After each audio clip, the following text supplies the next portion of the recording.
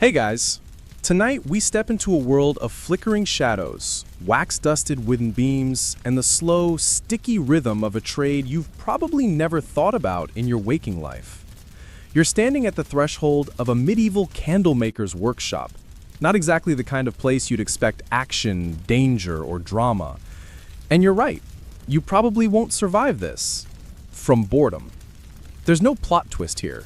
No high-stakes adventure, and absolutely no dragons.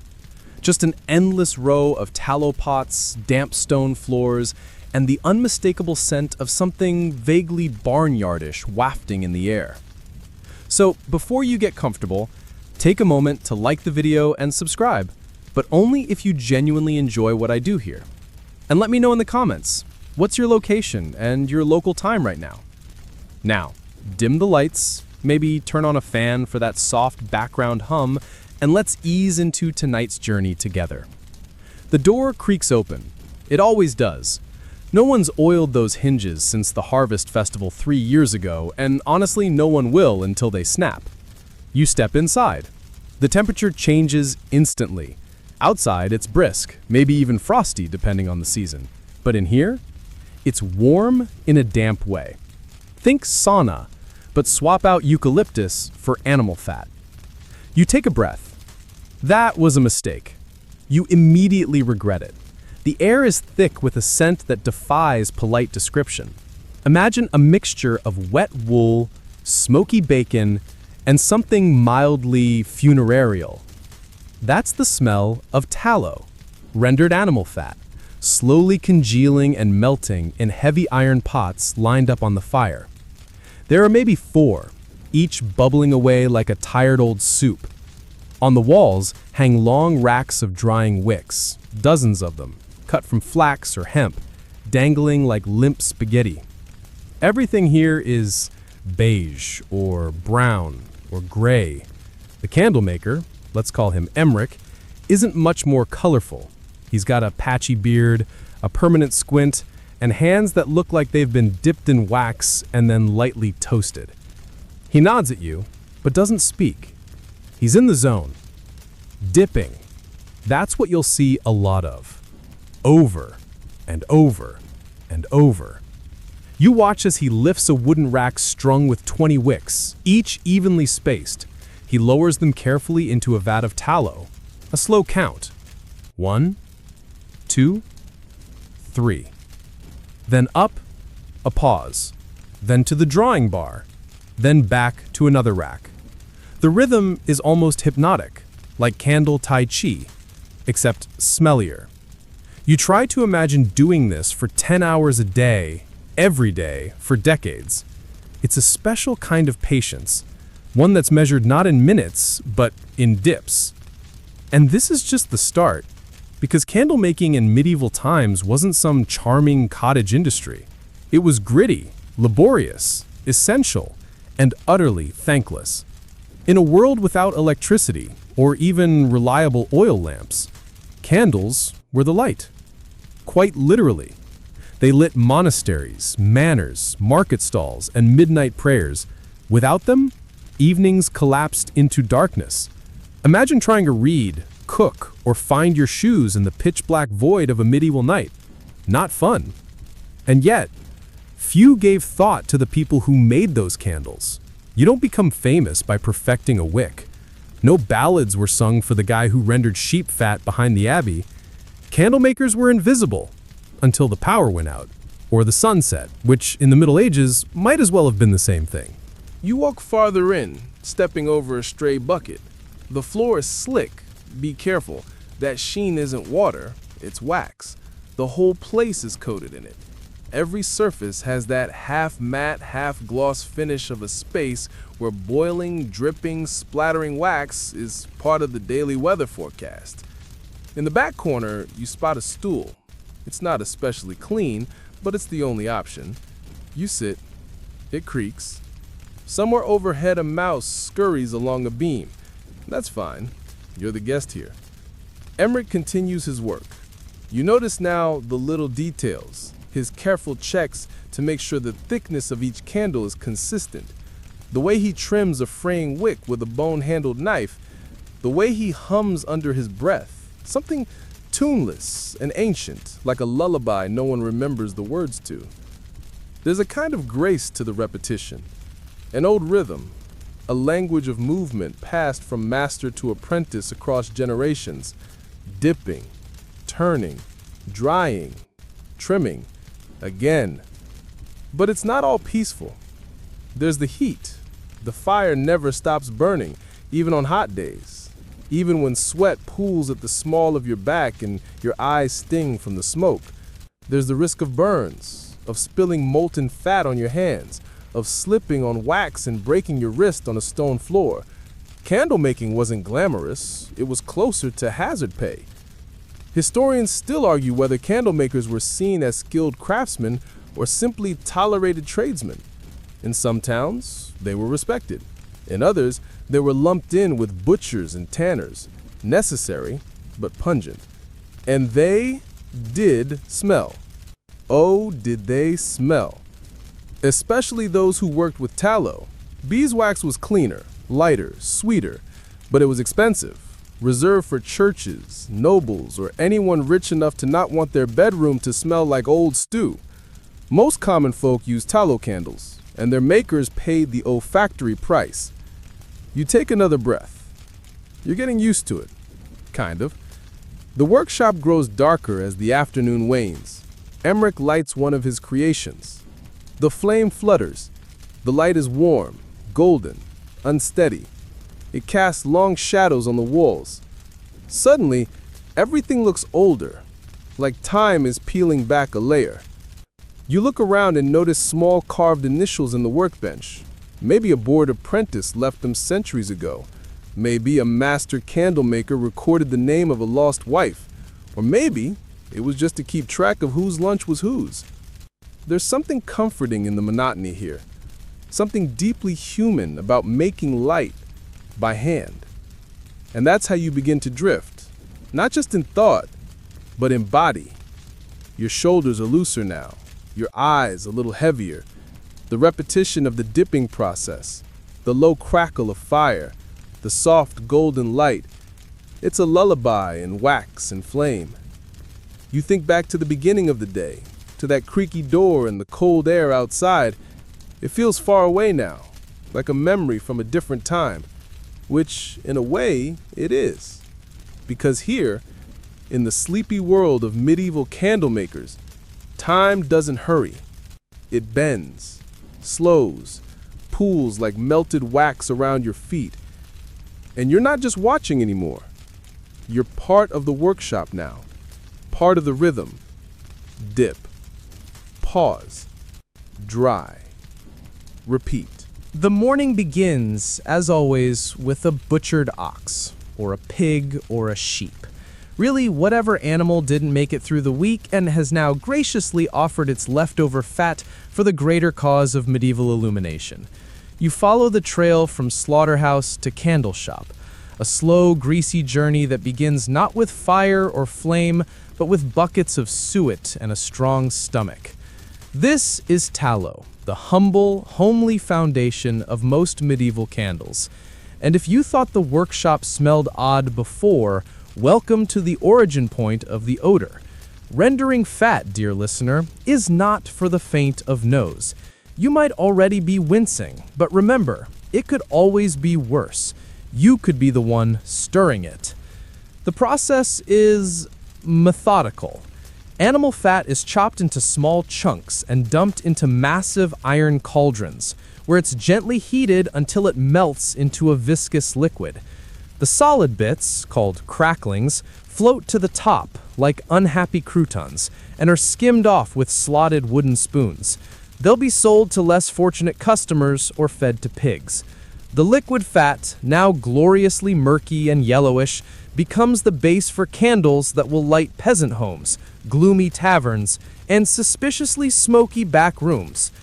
The scent, well, historians still argue whether rendered tallow smelled more like wet dog, old stew, or rancid butter. But no matter the metaphor, the result is the same: pungent. And unlike beeswax, which holds its shape politely and even contributes to the ambiance, Tallow candles tend to droop, sputter, and sometimes weep fat onto the surface below them. Not ideal for your antique tablecloth. You watch as a young boy, maybe 10, maybe 12, hauls a sloshing bucket of freshly rendered tallow into the workshop, arms wobbling like overcooked noodles. He nearly trips on the threshold, but recovers with the skill of someone who's done this far too many times. He dumps the contents into a shallower vat for cooling. This is Normand, the candlemaker's apprentice, and the only person in town who is both tired and shiny at all hours of the day. You catch a glimpse of his hands, raw, pink, wax-burned, and slightly sticky. He doesn't complain. No one ever does. The work is what it is, and the candle won't make itself. While tallow was cheap and accessible, it came with many caveats. For one, it was incredibly flammable. That sounds obvious, candles are meant to burn, but tallow had a tendency to flare up unexpectedly, especially if impurities weren't removed properly. Many a workshop had gone up in smoke because someone got distracted stirring the fat and let it boil over. Not exactly a recipe for longevity. And yet, despite its flaws, tallow was everywhere. It was the candle of the commoner, the chosen light of laundresses, cobblers, and farmers returning late from the fields. It was affordable, if a bit depressing, and it kept you from walking directly into your own doorframe after dusk. Historians still debate whether tallow candle makers were technically considered part of the clean trades. Most agree they weren't. While blacksmiths dealt in soot and fishmongers battled scales, candle makers were waging daily war with fat, flies, and funk. They lived in a peculiar space, essential to the town, but not exactly welcome at dinner. And that's where it gets complicated. Because you couldn't just set up a pot and start making candles. In many towns, tallow chandlers, as they were officially known, needed permission from local guilds or councils. Why? To limit fire hazards, control competition, and most importantly, manage the smell. Many medieval towns actually restricted where candle makers could work.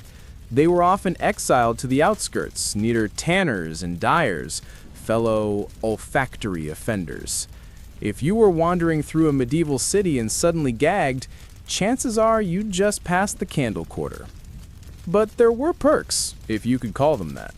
For one, tallow was relatively easy to source. Butchers were happy to sell off excess fat, especially the bits nobody else wanted. And since every animal provided at least some usable tallow, you had a steady supply. Assuming, of course, that you didn't mind working elbow deep in animal bits before breakfast. You glance around the workshop again, seeing it now through a slightly different lens. Not just a room full of wax, but a place tied to the rhythms of life and death. A candle doesn't come from nothing. It comes from effort, from repetition, and in the case of tallow, from an animal that no longer needs its blubber. Normand begins cutting long strips of dried flax, the wicks that will soon be dipped again and again into warm pools of fat. He works methodically, the same way his master does. No flair, no flourish, just quiet precision. He doesn't need to think anymore. His hands remember the steps. Nearby, the fire pops. A splash of tallow bubbles over the lip of the pot. You can almost feel the thickness of the air, the way your lungs adjust to the waxy fog that's settled in. And this is just the production phase. Once cooled, the candles are carefully trimmed, packed in bundles, and sold at market or to traveling monks, local inns, and occasionally the grumpy abbot who insists the church is too dark but refuses to pay full price for beeswax. You step out the back door for a moment, seeking fresher air. The breeze greets you like an old friend with good hygiene.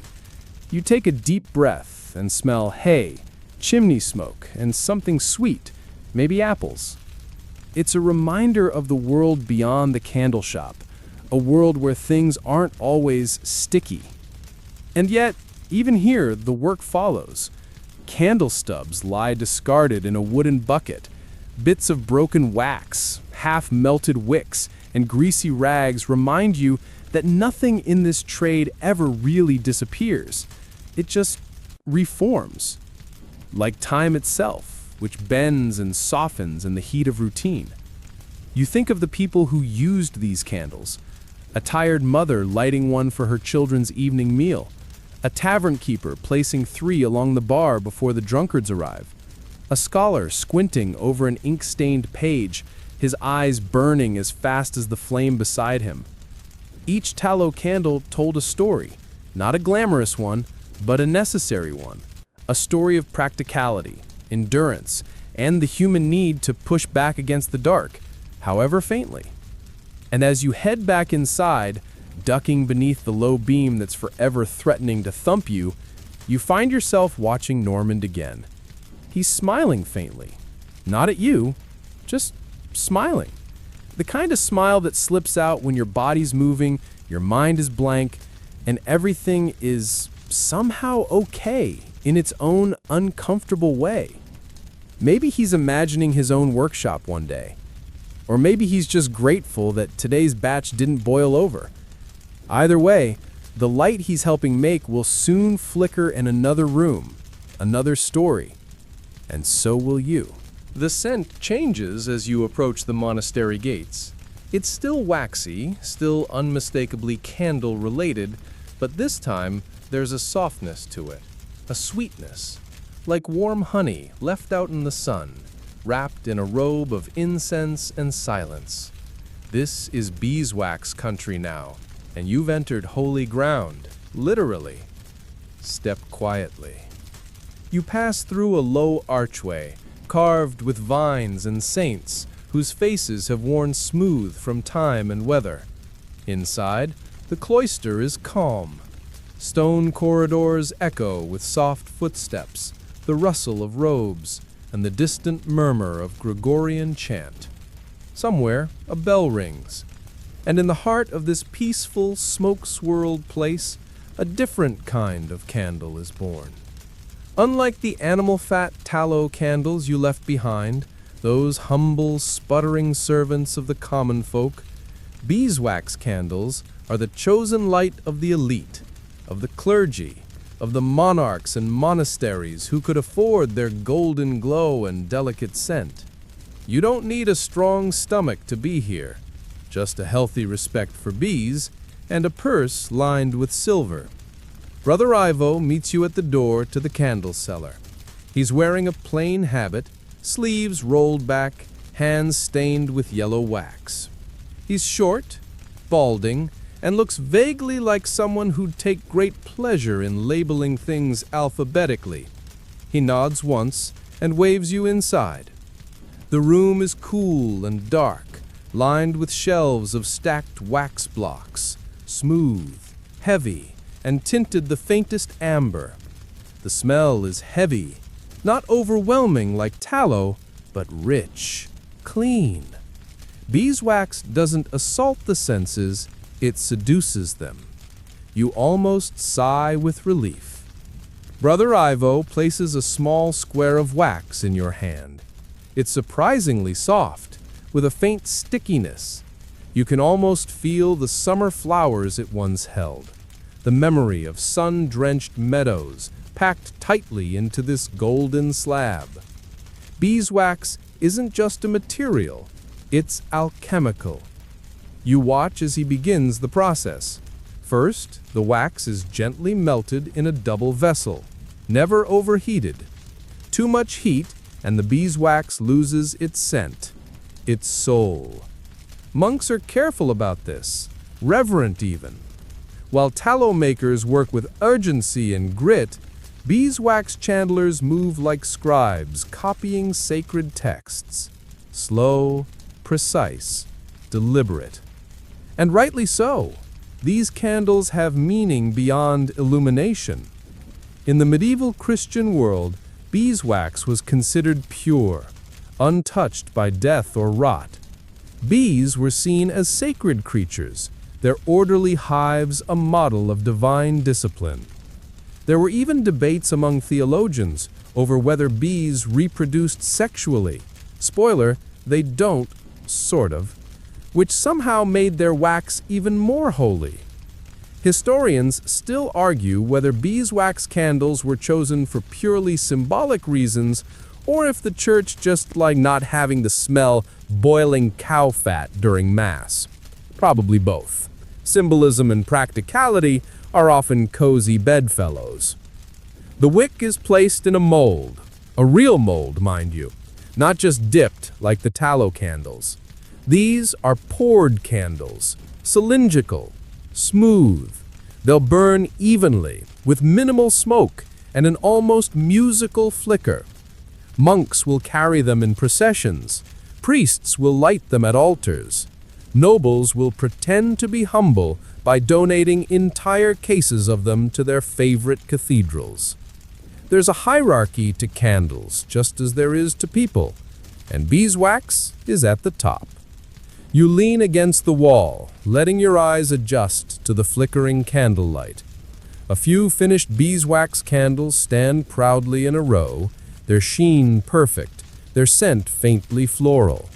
Compared to the lumpy tallow sticks in the town workshop, these are dignified, regal. They wouldn't dare drip on your tablecloth. Brother Ivo shows you a long taper used in funeral rites, nearly as tall as a child. He tells you it took over 50 bees to produce enough wax for just one of these.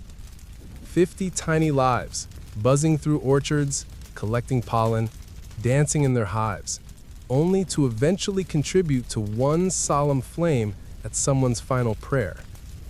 It's hard not to feel the weight of that. Beeswax candles also stored better. They didn't melt as easily in the summer heat. They didn't attract vermin. And most importantly, they didn't stink. In a world where foul smells were everywhere, drains, barns, your neighbor's feet, a candle that simply smelled pleasant was nearly miraculous. Of course, all that came at a price. Beeswax was expensive, too expensive for most homes. Entire monasteries maintained their own hives just to keep up with demand. Nobles imported wax from faraway regions, France, Spain, even North Africa, just to light their chapels with something that wouldn't offend the saints. And while you stand in this cloistered space, with beeswax melting quietly in the background, you realize something else. This is the candle of ritual. Where the tallow candle represents necessity, bare light, minimal dignity, the beeswax candle speaks of ceremony. It's not just lit, it's blessed. It carries meaning, a flame to guide the soul, a light in the darkness of prayer. There's an unspoken reverence in how Brother Ivo handles each step. You notice he never lets the wick touch the ground, never places the candles flat, always upright, always steady. These aren't mass-market items, they're offerings. He explains how each Easter, the Paschal candle, a giant beeswax pillar, is lit in silence and carried into the church to symbolize Christ's resurrection. It will burn throughout the year during baptisms and funerals, its flame a link between beginnings and endings. You ask how long such a candle takes to make. He thinks for a moment. 3 days, he says, and 3 prayers. You nod. That seems fair. As the afternoon light fades beyond the cloistered windows, Brother Ivo places a newly poured candle into a wooden rack to cool. He hums softly, a hymn, maybe, or just a tune picked up over years of quiet labor. He doesn't rush. Beeswax doesn't respond well to hurry. It cracks, it clouds. The trick is patience. You sit on a worn bench by the wall, hands in your lap, and take another breath. No sharpness, just warmth, comfort, maybe even peace. It's easy to forget the world outside, the clamor of town squares, the shouting of vendors, the unpredictable chaos of livestock. Here, in this candle room, everything feels measured, intentional, slow. You begin to understand why monks gravitate toward this work. Candle making becomes prayer, a rhythm that mirrors the divine. Flame, after all, has always stood for spirit, for hope, for something just beyond human understanding. And as the room fills with the soft, golden hues of beeswax flames, dozens of them now, like stars hung low, you feel yourself slipping into that same rhythm, breathing with the wax, thinking with the wick. You don't need to do anything else tonight. Just watch. Just breathe.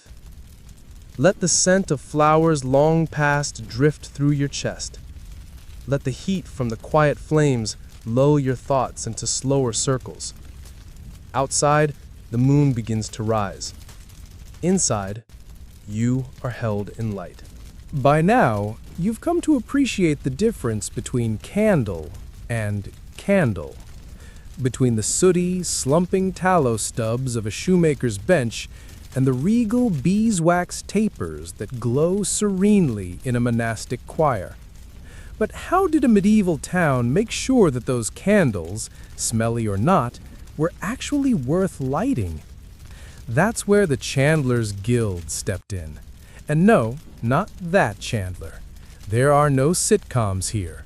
Only ledgers, fines, and some impressively stern eyebrows. You find yourself walking through a narrow alley in the heart of a bustling town. Let's say Bruges, or York, or Avignon. Somewhere with cobbled lanes and civic pride. It's market day. Linen flaps in the breeze. Cheese is being haggled over. Someone is selling eel pies with far too much enthusiasm.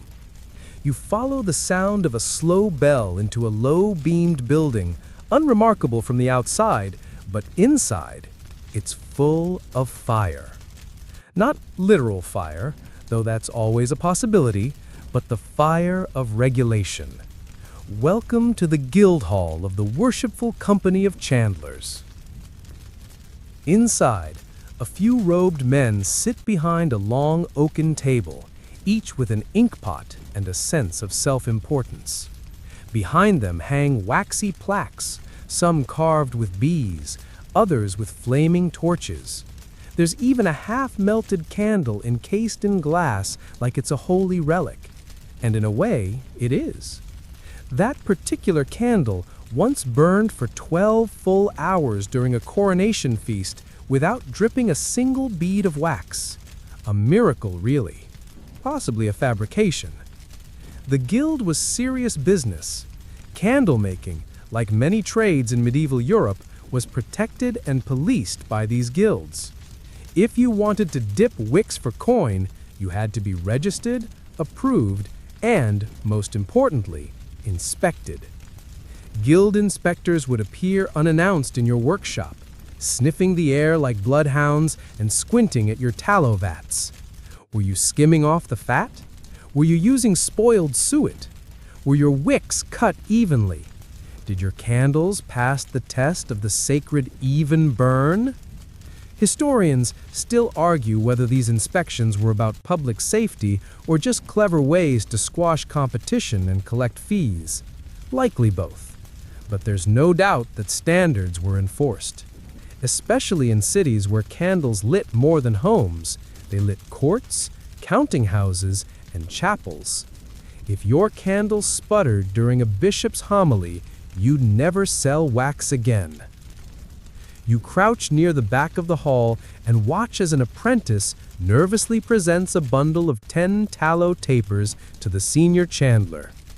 Each is roughly the length of a forearm, slightly lumpy, but mostly uniform. The boy's hands shake as the elder lights one and places it on a brass saucer. The flame flutters, steadies. He leans in, narrows his eyes. It doesn't drip. He grunts, a sign of approval. The boy exhales so loudly it disturbs the flame. Standards were strict for a reason. Candles weren't cheap. They were investments. A single beeswax candle could cost the equivalent of a day's wages. Even tallow, though humbler, was an expense most families rationed carefully. You didn't want to spend your coin on a candle that smoked like a chimney or vanished in 10 minutes. So, The Guild created systems. Weights were standardized. Candle bundles were tied with colored thread to indicate size and burn time. There were even testing jars, glass cylinders into which sample candles were placed to ensure they burned at a consistent rate, with a steady flame and minimal smoke. Any candle that failed melted back down. No refunds, no apologies. The rules didn't end there. Guilds regulated who could be an apprentice, how long they trained, and what tools they used. Want to open your own shop? You needed to produce a masterpiece. Yes, literally. A single candle, so perfect, so symmetrical, so gloriously drip-free that it proved your worth. Think of it like the Great British Bake Off, but with wax and fewer tears. Probably. And if you were caught cheating, adding chalk to your wax, underweighting your bundles, or passing off goat fat as sheep tallow, there were punishments. Fines, public shaming, even temporary banishment from the market square. In one delightful record from 1382, a candlemaker in London was forced to parade through the city wearing a necklace made of defective candles. A bold fashion choice. You wander now into the back room of the Guildhall. It's quieter here, lined with shelves of old records. Lists of names, members long gone, recipes for wax mixtures, diagrams of wick braiding. There's even a faded tapestry depicting St. Ambrose, patron of candlemakers, holding a torch with what can only be described as divine swagger. And on a table in the corner, a tiny object catches your eye, a guild seal. Made of bronze, shaped like a candle in a holder. This was used to stamp official wax seals on every certified bundle leaving the guild's walls. A mark of legitimacy, a promise of light that won't disappoint. You think about the trust that this symbol represented. A flickering flame is easy to take for granted now, but back then, it was everything. Security, prayer, comfort, timekeeping. A poorly made candle wasn't just annoying, it was dangerous. You needed to know that when the sun fell, your candle would stand firm. Guilds ensured that. Not always fairly, not always without corruption, but consistently and with conviction. You hear voices rising in the hall again, another apprentice being judged, another bundle examined. The process continues, has for centuries, probably always will in some form. You step back outside, squinting in the sudden sunlight. The smells change again. Roasting chestnuts, horses, river mud. You realize that the guild was more than just a wax club. It was a light keeper. Not in the lighthouse sense, but socially, culturally, symbolically. Without candles, cities didn't just go dark. They lost rhythm. Ceremonies stalled. Shops closed early. Letters went unread. A failed candle was a failed hour. And behind each approved flame was a guild mark, a set of rules, and someone nervously hoping their candle didn't flop. You imagine the candlemakers who lived and died by these standards. Some stubborn, some brilliant, some quietly scraping by, one wick at a time. And somehow, it all feels very human. Even now, centuries later, you can still trace their impact. Not in textbooks, but in warm rooms, quiet vigils, birthday cakes. Each flicker carries with it a memory of someone who cared deeply about how things were lit. The light you're sitting in now? It owes a debt to them. Your feet carry you farther from the Guildhall, through winding cobbled alleys where candlelight once danced across shuttered windows and wooden beams.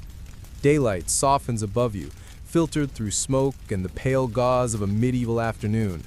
The sound of hammering fades. Instead, you begin to hear something subtler, an occasional buzz, the creak of cartwheels, the soft clink of pottery against wood. You've arrived at the outskirts of town. This is where the beekeepers live. The quiet ones. The ones who work not with fire and boiling vats, but with wings, flowers, and patience. If beeswax candles were the gold standard of lighting, then someone had to mine the gold, and these folks did it, one careful hive at a time. The apiary sits behind a low stone wall. It's not much to look at. A few scattered wooden hives painted with streaks of ochre and faded blue. A patch of wildflowers that hums softly with motion. And in the middle of it all, a woman in a rough linen tunic, sleeves rolled high, tending to a frame pulled from a hive. Her name is Elfreda, and she barely notices you approach. You're thankful for the veil covering her face, not because of modesty, but because there are at least 3 bees sitting contentedly on her forehead. Elfreda moves like someone born to silence. Her motions are slow and assured, no sudden jerks, just careful lifts, tilts, and turns. The frame she holds is thick with honeycomb, golden and waxy, glittering in the sunlight like a cathedral window in miniature. Bees crawl over her fingers, unbothered. She smiles faintly.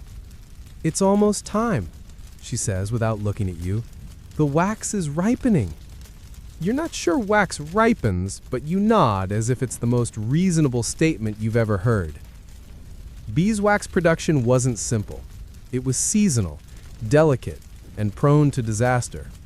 Too much rain? The hive suffered. Too much wind? The bees stayed close to home. A single bad season could halve a candlemaker's output, especially if they didn't keep their own bees and had to rely on apiarists like Elfreda. She lifts the lid off a leather hive. Inside, chaos. Orderly chaos, but chaos nonetheless. Thousands of bees working in synchrony, building hexagonal cells, storing nectar, raising their young. It's a world unto itself. And within that world lies the secret to beeswax, the cap. Bees produce wax by secreting it from their abdomens. They use it to form the walls of honeycomb cells, thin, perfect sheets of geometry. But once the cells are filled with honey, the bees seal them with a waxy cap. It's this cap, this last touch of neatness, that beekeepers like Elfreda harvest. Not all the comb, just the caps. She shows you a small tin. Inside, a sticky pile of pale golden flakes, crumbled cappings scraped gently from combs. They smell faintly of smoke, honey, and sunshine. She explains how she'll strain them, melt them slowly over a low fire, then strain them again through muslin. The result? Pure beeswax, smooth and fragrant, ready to be molded into the sacred candles you saw in the monastery. But this process isn't industrial. It's personal. Elfreda works alone, save for the bees. Her tools are simple: a smoker, a knife, a worn basket. There's no assembly line, no apprentices scurrying, just the slow rhythm of seasons, the patience of waiting, and the quiet joy of watching a hive thrive. You sit on a stump near the edge of the field and watch the bees come and go. Each one travels miles to collect nectar. Each one dances upon return to tell her sisters where the best flowers bloom. Each one contributes a flake of wax so small, so insignificant, that it takes thousands to produce a single candle. Historians still debate whether medieval beekeepers understood the biology of bees or simply worked through long observation. Some records suggest a kind of reverence, even superstition. Bees were thought to understand death, to mourn their keepers, to stop producing wax if disrespected. In some regions, when a beekeeper died, their family would approach each hive and whisper the news to the bees, draping the hives in black cloth. A quaint ritual? Perhaps, but also a sign of deep connection. Elfreda confirms it. She gently taps a hive. "They know me," she says. "They know when I'm angry. They know when I'm calm. If I lie to them, they won't give me wax." You're not entirely sure she's joking.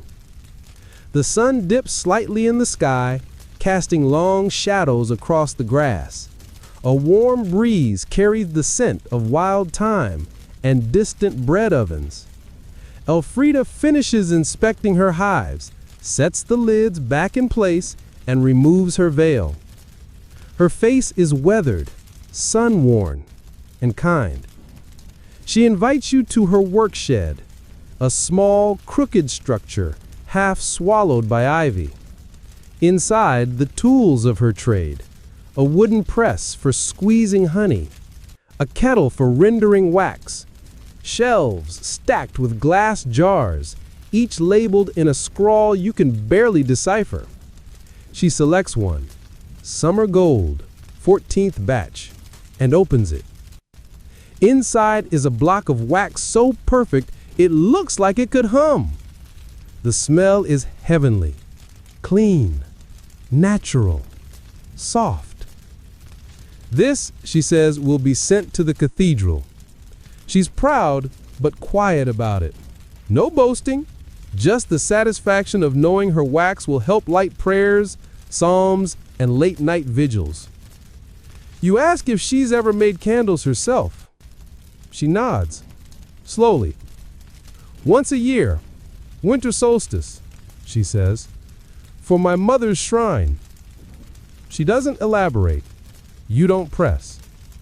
The bees, the wax, the candle, it's all part of something older than rules or guilds. A rhythm of warmth and darkness, of sweetness and light. You begin to understand why some called beeswax liquid sun. It's a gift of the hive, yes, but also of time, care, and stillness. And as you leave the apiary, with the soft buzz still lingering in your ears and the scent of honey in your clothes, you think of the monks with their prayers, the guilds with their ledgers, and the humble, overlooked beekeepers who make it all possible. Without them, the world would be darker, less fragrant, less alive. You return from the apiary with the scent of beeswax still tucked inside your sleeves, only to find yourself drawn once again toward the practical heart of the medieval world, the home. Not a cathedral, not a candle guild, just a modest timber-framed house with a sagging thatched roof and a crooked door that creaks like it's telling you a secret.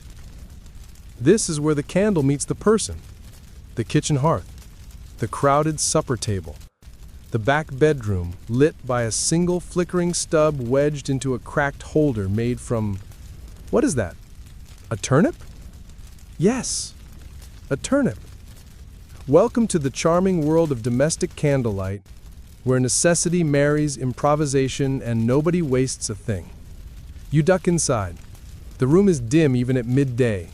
Windows are few and tiny, covered in oiled cloth or horn instead of glass. Sunlight struggles to get in.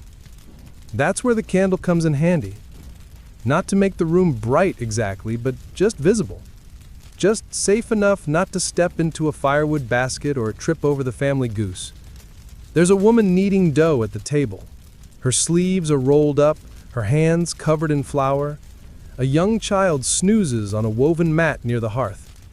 A stubby tallow candle burns steadily beside the bread bowl, stuck into a clump of clay on a wooden plate. The flame is slightly blue at the base and tilts with the breeze from the open window. It sputters, then steadies. That candle didn't come from a monastery. It came from down the lane. Or perhaps the household made it themselves. Many families did, especially in rural areas.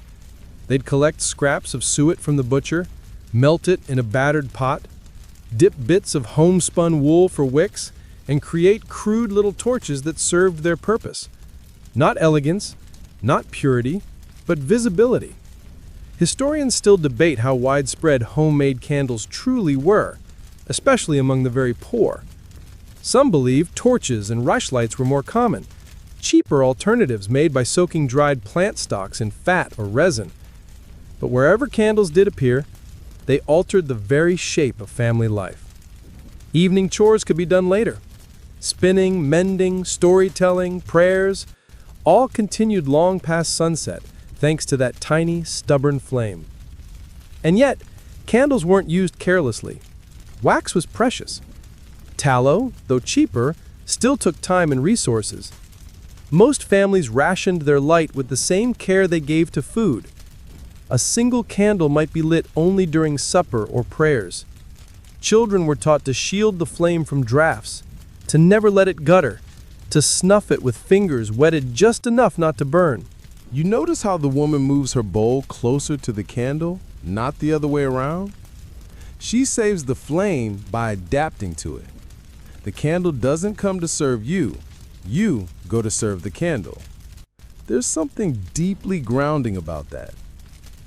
In the corner of the room, you spot a handmade candle lantern. Wooden frame, tiny windows of horn scraped thin, a simple latch. It's used when someone must walk outside after dusk. The horn lets the light glow without letting the wind snuff it out.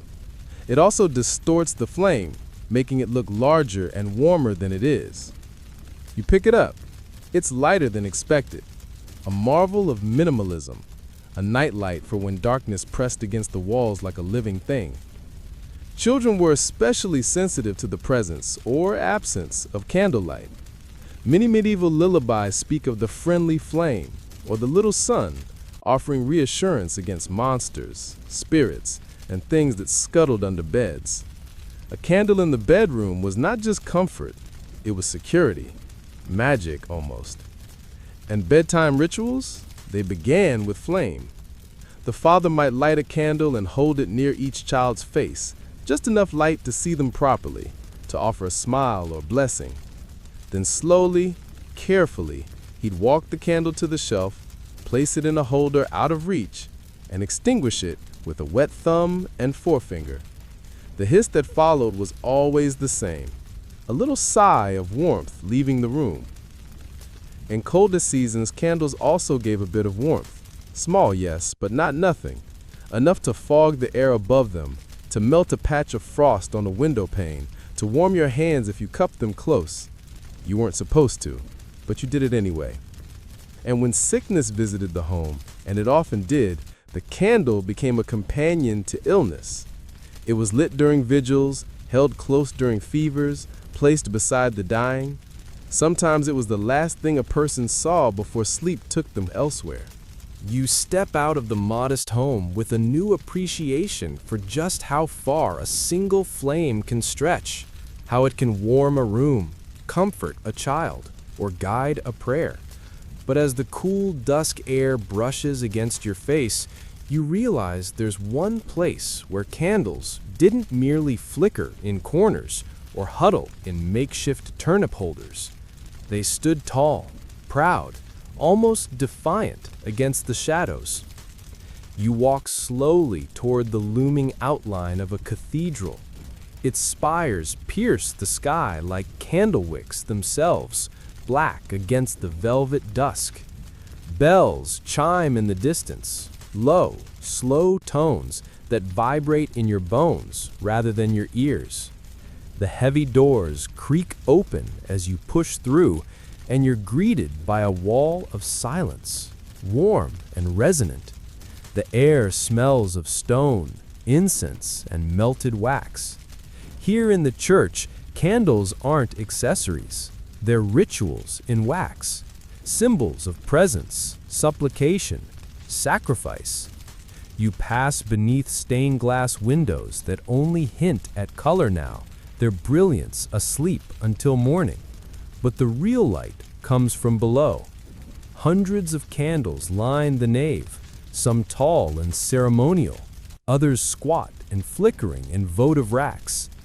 There's no electricity, no humming fluorescence, just wax, flame, and breath. And everything seems to breathe slower here. You move toward the altar where the largest candles stand, some nearly the height of a child.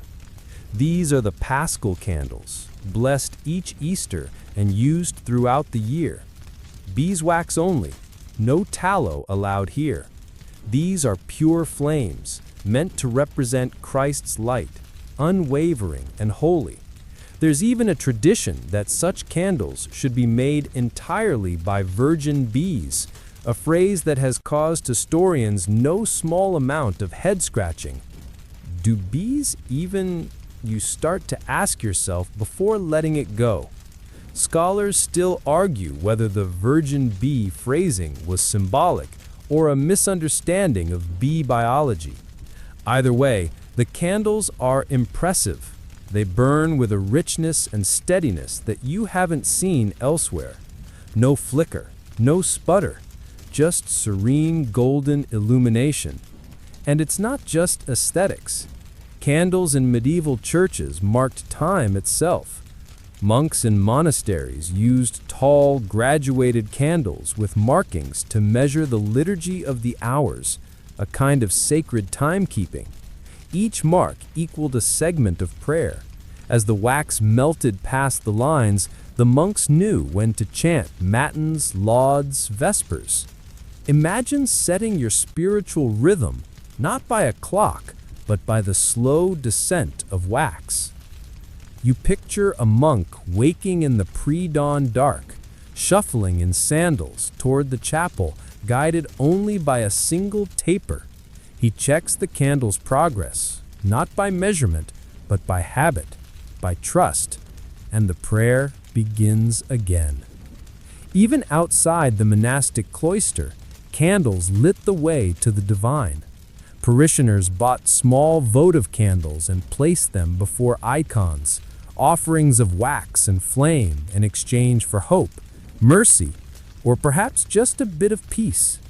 You spot a woman kneeling before a statue, her head bowed, a tiny candle burning in a brass dish beside her. There's something incredibly human about the act. You don't leave a coin, you don't leave a note, you leave a flame, something ephemeral, vulnerable, as if saying, "Here is a piece of light that costs me something. I give it to you." And that cost wasn't small. Beeswax candles weren't affordable for most. That's why some churches offered poor man's lights, shorter, shared candles bought collectively. In some towns, records show that entire neighborhoods pooled funds to maintain a single flame near a beloved local saint. You wander down a side aisle and find a peculiar sight, a 7-branch stand holding thick candles of different lengths. This is a candelabrum of the Tenebrae, used during Holy Week services. During the ritual, one candle was extinguished at the end of each psalm, until only one remained burning. Then that final candle was hidden, symbolizing Christ's death, before being brought back to light at the service's end. Symbolism? Yes, but also a storytelling device in wax. The congregation sat in growing darkness, their emotions guided not just by words, but by flame. And if the candle went out too early, by accident, well, that would ruin the whole effect. There are humorous accounts in some church records of priests being visibly annoyed by a rogue draft or an overenthusiastic bell ringer knocking over the stand. Divine mystery? Meet clumsy reality. In the sacristy, where vestments and sacred items are kept, you find an old wooden cupboard. Inside are candle molds reserved for holy use, made of polished brass, some shaped with intricate scrollwork, not just cylinders, but forms bearing crosses, fish, even inscriptions that would emerge as the wax cooled. These weren't candles meant to be burned quickly, they were meant to speak as they burned, to remind, instruct, soothe. You reach into the drawer and pull out a small parchment, a wax recipe perhaps, but no, it's a ledger, a list of candle donations from the past year. 2 tapers from the widow Annabel, in thanks for safe childbirth. 1 beeswax pillar from Master William, in memory of his brother John. A dozen votives for rain, requested by the Coopers Guild. Each line is a story, a hope, a fear, preserved not in ink, but in wax, melted and gone. You leave the sacristy and climb a narrow staircase to a loft above the choir. From here, the candles below look like stars fallen from the sky. quiet, intentional, alive. And it hits you. Candles democratized prayer. Not everyone could read, not everyone had books, but everyone, rich or poor, noble or peasant, could light a candle. In that moment, their words, spoken or silent, joined the light, became light. You think of all the forgotten candles burned here over the centuries, the ones that sputtered in sorrow, the ones that danced with joy, the ones that went unnoticed, except for the person who lit them. And maybe, you think, that's enough. That a small flame in a cavernous church, lit with shaky hands and quiet breath, can mean something, even if it doesn't last. Especially because it doesn't last. You step back out of the cathedral as night finally lays its full weight over the town. The bells have stopped tolling. The streets are quieter now, quieter in a way that makes every sound seem louder. A shutter closing 3 doors down, the clop of hooves from some delayed delivery, the murmur of voices muffled by thick walls and layers of thatch. And through it all, the gentle glimmer of windows lit by candlelight. Not flickering wildly, these aren't grand banquets or hurried suppers. These are the slow flames of those who haven't quite gone to bed yet. Weavers finishing a hymn, a grandmother watching embers burn low, a baker's apprentice prepping dough for the next morning's bake. And somewhere nearby, tucked into a side street with walls so close you could touch both sides with outstretched arms, is a candle seller's workshop. You let yourself in. There's no grand display, no polished counters or fancy boxes, just rows and rows of tapers, hung from beams, laid on shelves, piled into shallow baskets. The scent is unmistakable, part warm fat, part stale smoke, part something almost sweet and earthy. This is a tallow candle workshop, and it's nothing like the clean serenity of the beekeeping world or the spiritual grandeur of the cathedral's beeswax halls. This is practical, pungent, lived in. A man stoops near the hearth, stirring a large cauldron with a wooden paddle. It's filled with what can only be described as a translucent beige sludge, the rendering of beef or mutton fat, cooked down and strained. Tallow. This is the affordable light of the Middle Ages. You might wrinkle your nose. Yes, it smells like an armpit wrapped in an old stew. But this is the candle that illuminated far more homes than beeswax ever did. Beeswax was expensive, rare, and sacred. Tallow? It was the everyman's wax, the accessible glow for taverns, kitchens, stables, and workshops. The candlemaker, with soot-blackened fingers and sleeves rolled to the elbow, offers a nod as you step in. No formal greeting, just the quiet acknowledgement of someone too busy dipping to waste a word. You watch the process unfold. First the wicks, twisted strands of flax or old tow, are tied onto a wooden frame, evenly spaced and dangling like puppet strings. Then the entire frame is dipped into the hot tallow, slowly, methodically. The first dip coats the fibers thinly, then it's hung to cool and harden, then dipped again, and again, and again. It's a rhythm. Dip, drip, hang. Wait, repeat. Layer by layer, the candle thickens, like a stalactite forming not from dripping stone, but from the patience of a man who's done this 1,000 times, 10,000 maybe. There's a kind of meditation in it. You imagine he could do it with his eyes closed. Maybe he has. A cat sits curled near the warmth of the cauldron, purring softly, clearly unfazed by the smell. A good mouser, probably. Tallow workshops weren't just for humans. Rodents loved to nibble on the cooled fat, making cats an essential part of the workforce, whether they knew it or not. You lean closer to the drying rack and study a completed taper. It's not beautiful. There's no sheen, no sweet scent. The surface is uneven. The color is more beige than white, but it will burn. It will light someone's ledger or loom or ledger by the loom, and that's all that matters. Tallow had its drawbacks. It smoked, it smelled, it sputtered if the wick wasn't trimmed properly. But It was accessible. Butchers sold leftover fat to candle makers, and many households tried making their own. Often, the result was disastrous. A half-burned candle, a room full of soot, maybe even a singed eyebrow or two. Still, better than nothing. Historians still debate the actual cost comparison between tallow and beeswax, and whether tallow was always seen as the poor man's option or just a practical alternative. In urban centers, guilds tried to regulate candle pricing and quality. There are records of fines imposed on makers who sold underweight candles, or worse, candles laced with grease from unclean animals, pig, even dog. Regulations weren't just about economy, they were about smell, public health, fire hazards. The candle maker taps the frame against the rack to loosen a cool taper. It makes a faint clack. He lines a dozen into a shallow wooden box and begins again. There's no rest between batches. Candle making in tallow was a day-long affair, especially during colder months when the fat hardened quickly and work had to be done near a fire. The apprentice, barely more than a boy, rushes in with a bundle of fresh wicks and a worried look. Apparently, the last delivery went late, and now the guild officer is making rounds to inspect quotas. You overhear the muttered exchange. Numbers, complaints, a missing ledger page.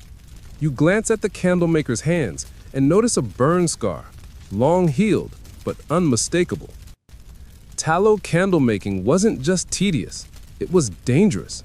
A pot left too hot, a wick dropped, a draft in the wrong place, and suddenly you had more than light, you had fire. There's a reason most tallow workshops were stone-floored, with water buckets kept close. You duck into the back room, curious.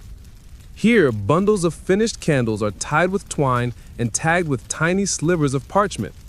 2 for the baker, 6 for the north gate, 10 to the scribe shop. Each bundle a promise of night work, of stories, of arguments, of prayers. And tucked in the corner, a tallow candle chandelier. It's not grand, just a wooden hoop with 6 iron holders. You imagine it hanging over a tavern table, spinning slowly from the push of elbows or laughter. The candles dripping steadily onto someone's hood. Romantic? Hardly, but undeniably real. There's one more object on the shelf that catches your eye. A box of candle ends. Little stubs, burned halfway down, some melted sideways, others with twisted wicks or collapsed sides. These are the leftovers, collected to be remelted and shaped anew. Nothing wasted. Every drop of fat matters. It's a quiet cycle of utility. Burn, save, melt, dip, burn again. You pick up one stub and imagine its journey. Maybe it lit a merchant's book as he counted coins. Maybe it burned during an argument between lovers. Maybe it stood guard over a sickbed, its light trembling like the breath of the person beneath it.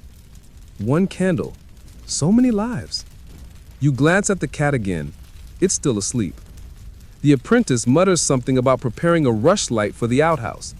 You follow as he walks out into the street, holding a narrow stick dipped in animal fat and rolled in dried herbs. Not a candle, but enough. Enough to keep from stumbling. Enough to see. And in this world, that's what a candle is. Not a luxury, a bridge between safety and danger, rest and worry, the known and the unknown. You begin to understand why people feared the dark, not because it was evil, but because it was uncertain.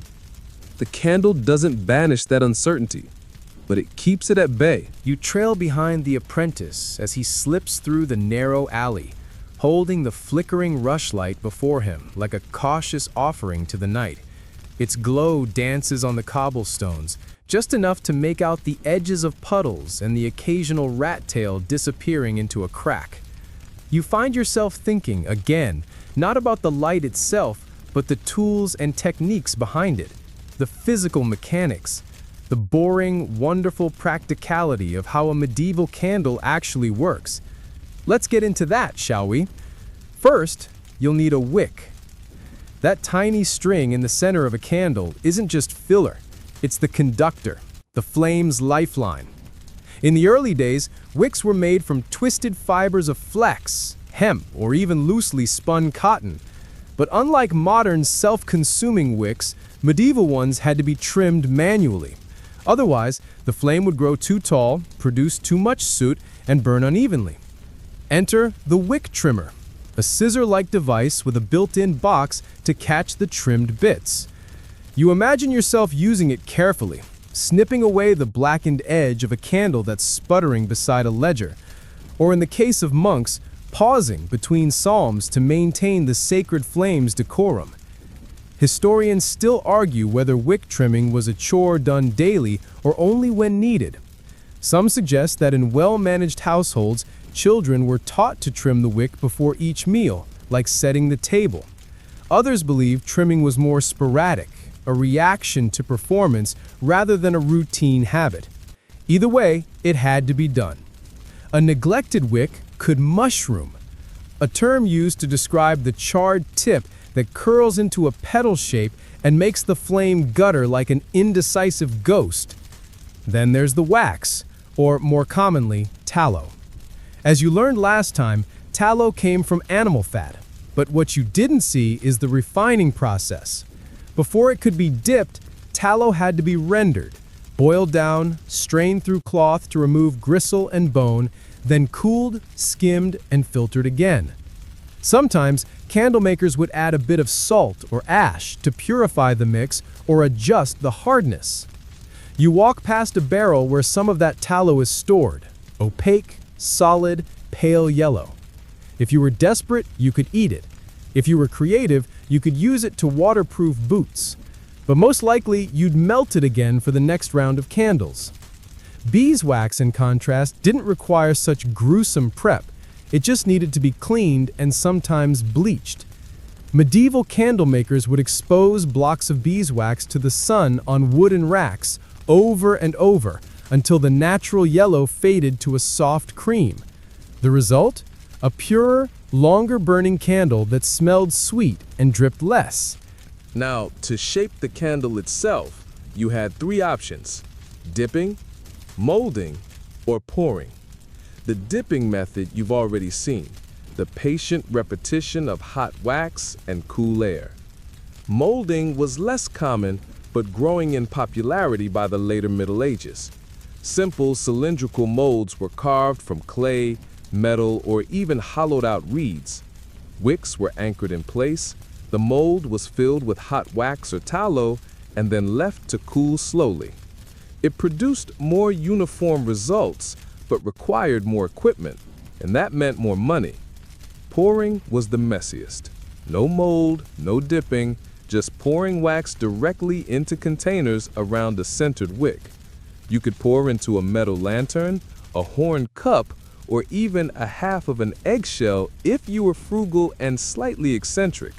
That one, by the way, is a fringe fact most commonly found in old German folk records, and historians are still debating whether it was a widespread practice or just some thrifty farmer's one-time success.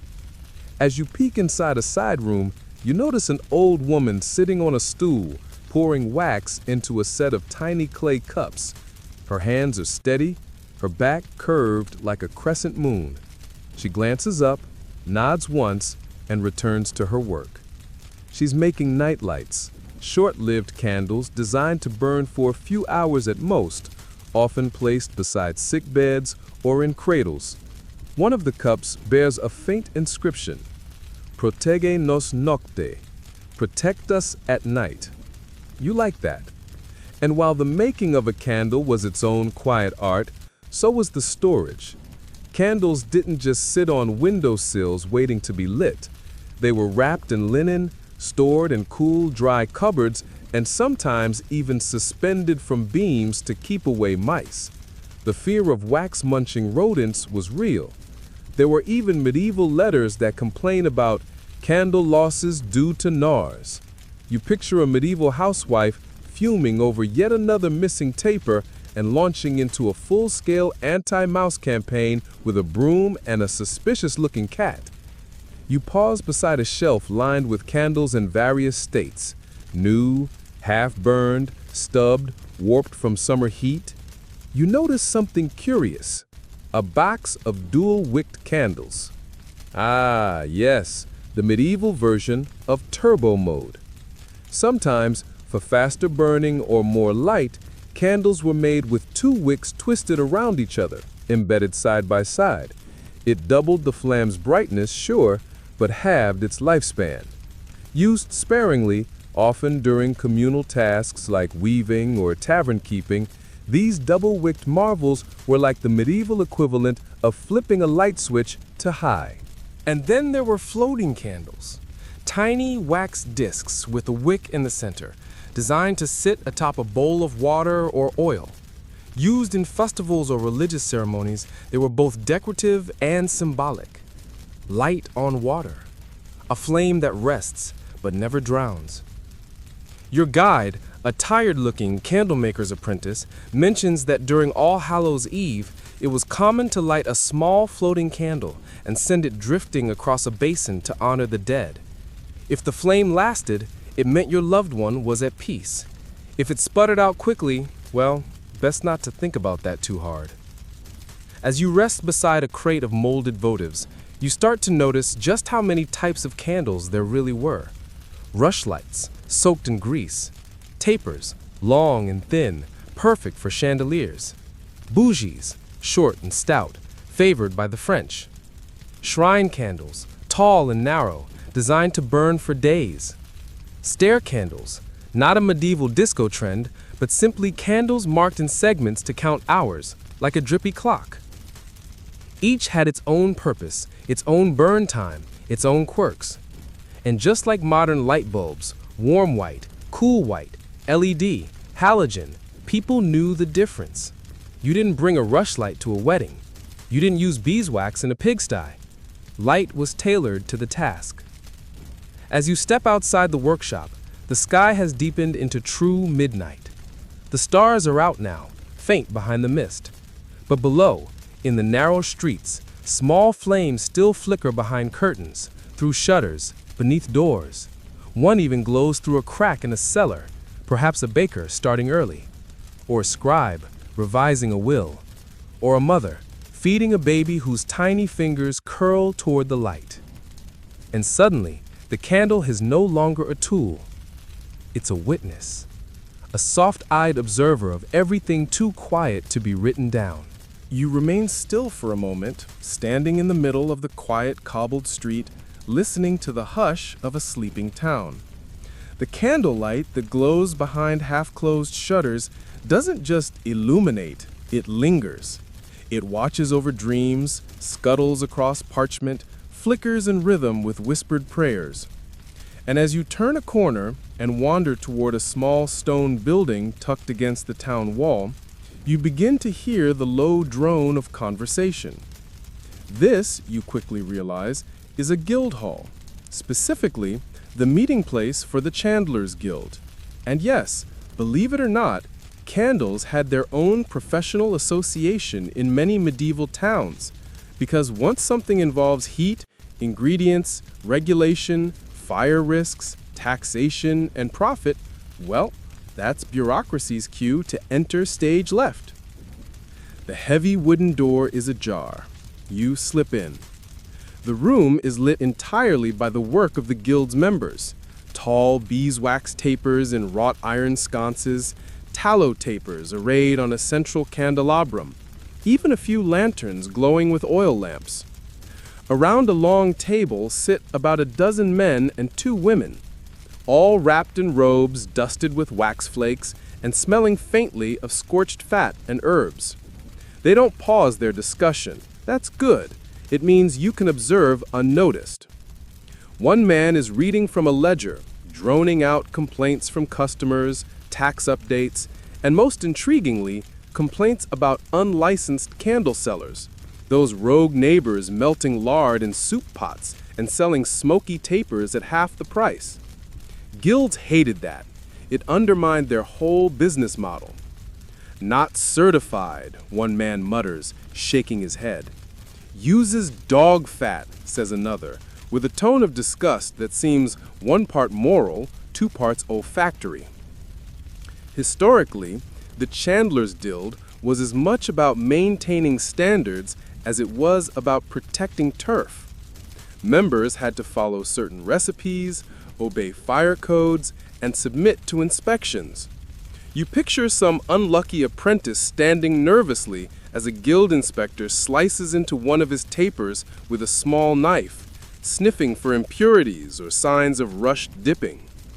There's even a record from York in the late 14th century of a candle maker being fined for mixing suet from unacceptable beasts into his tallow stock.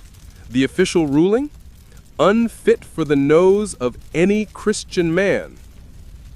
It makes you wonder what was considered acceptable. Cows? Fine. Sheep? Also fine. Goats? Debatable. Rats? A fast track to excommunication.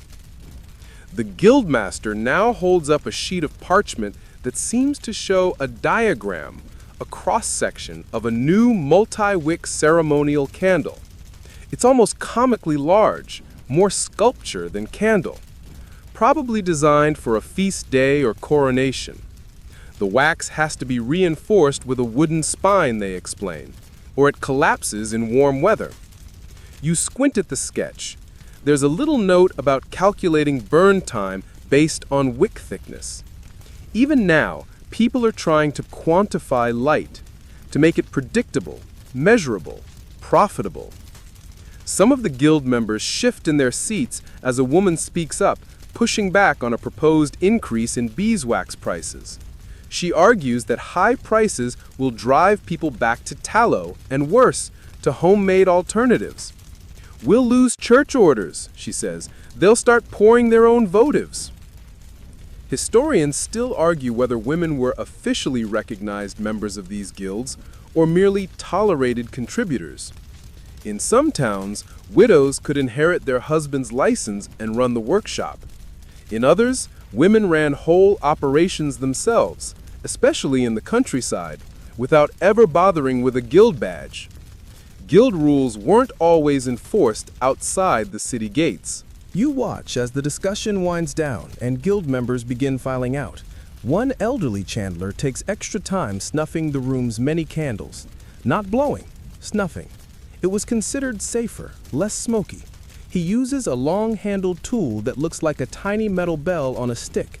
With each motion, the flame shrinks to a glow, then disappears.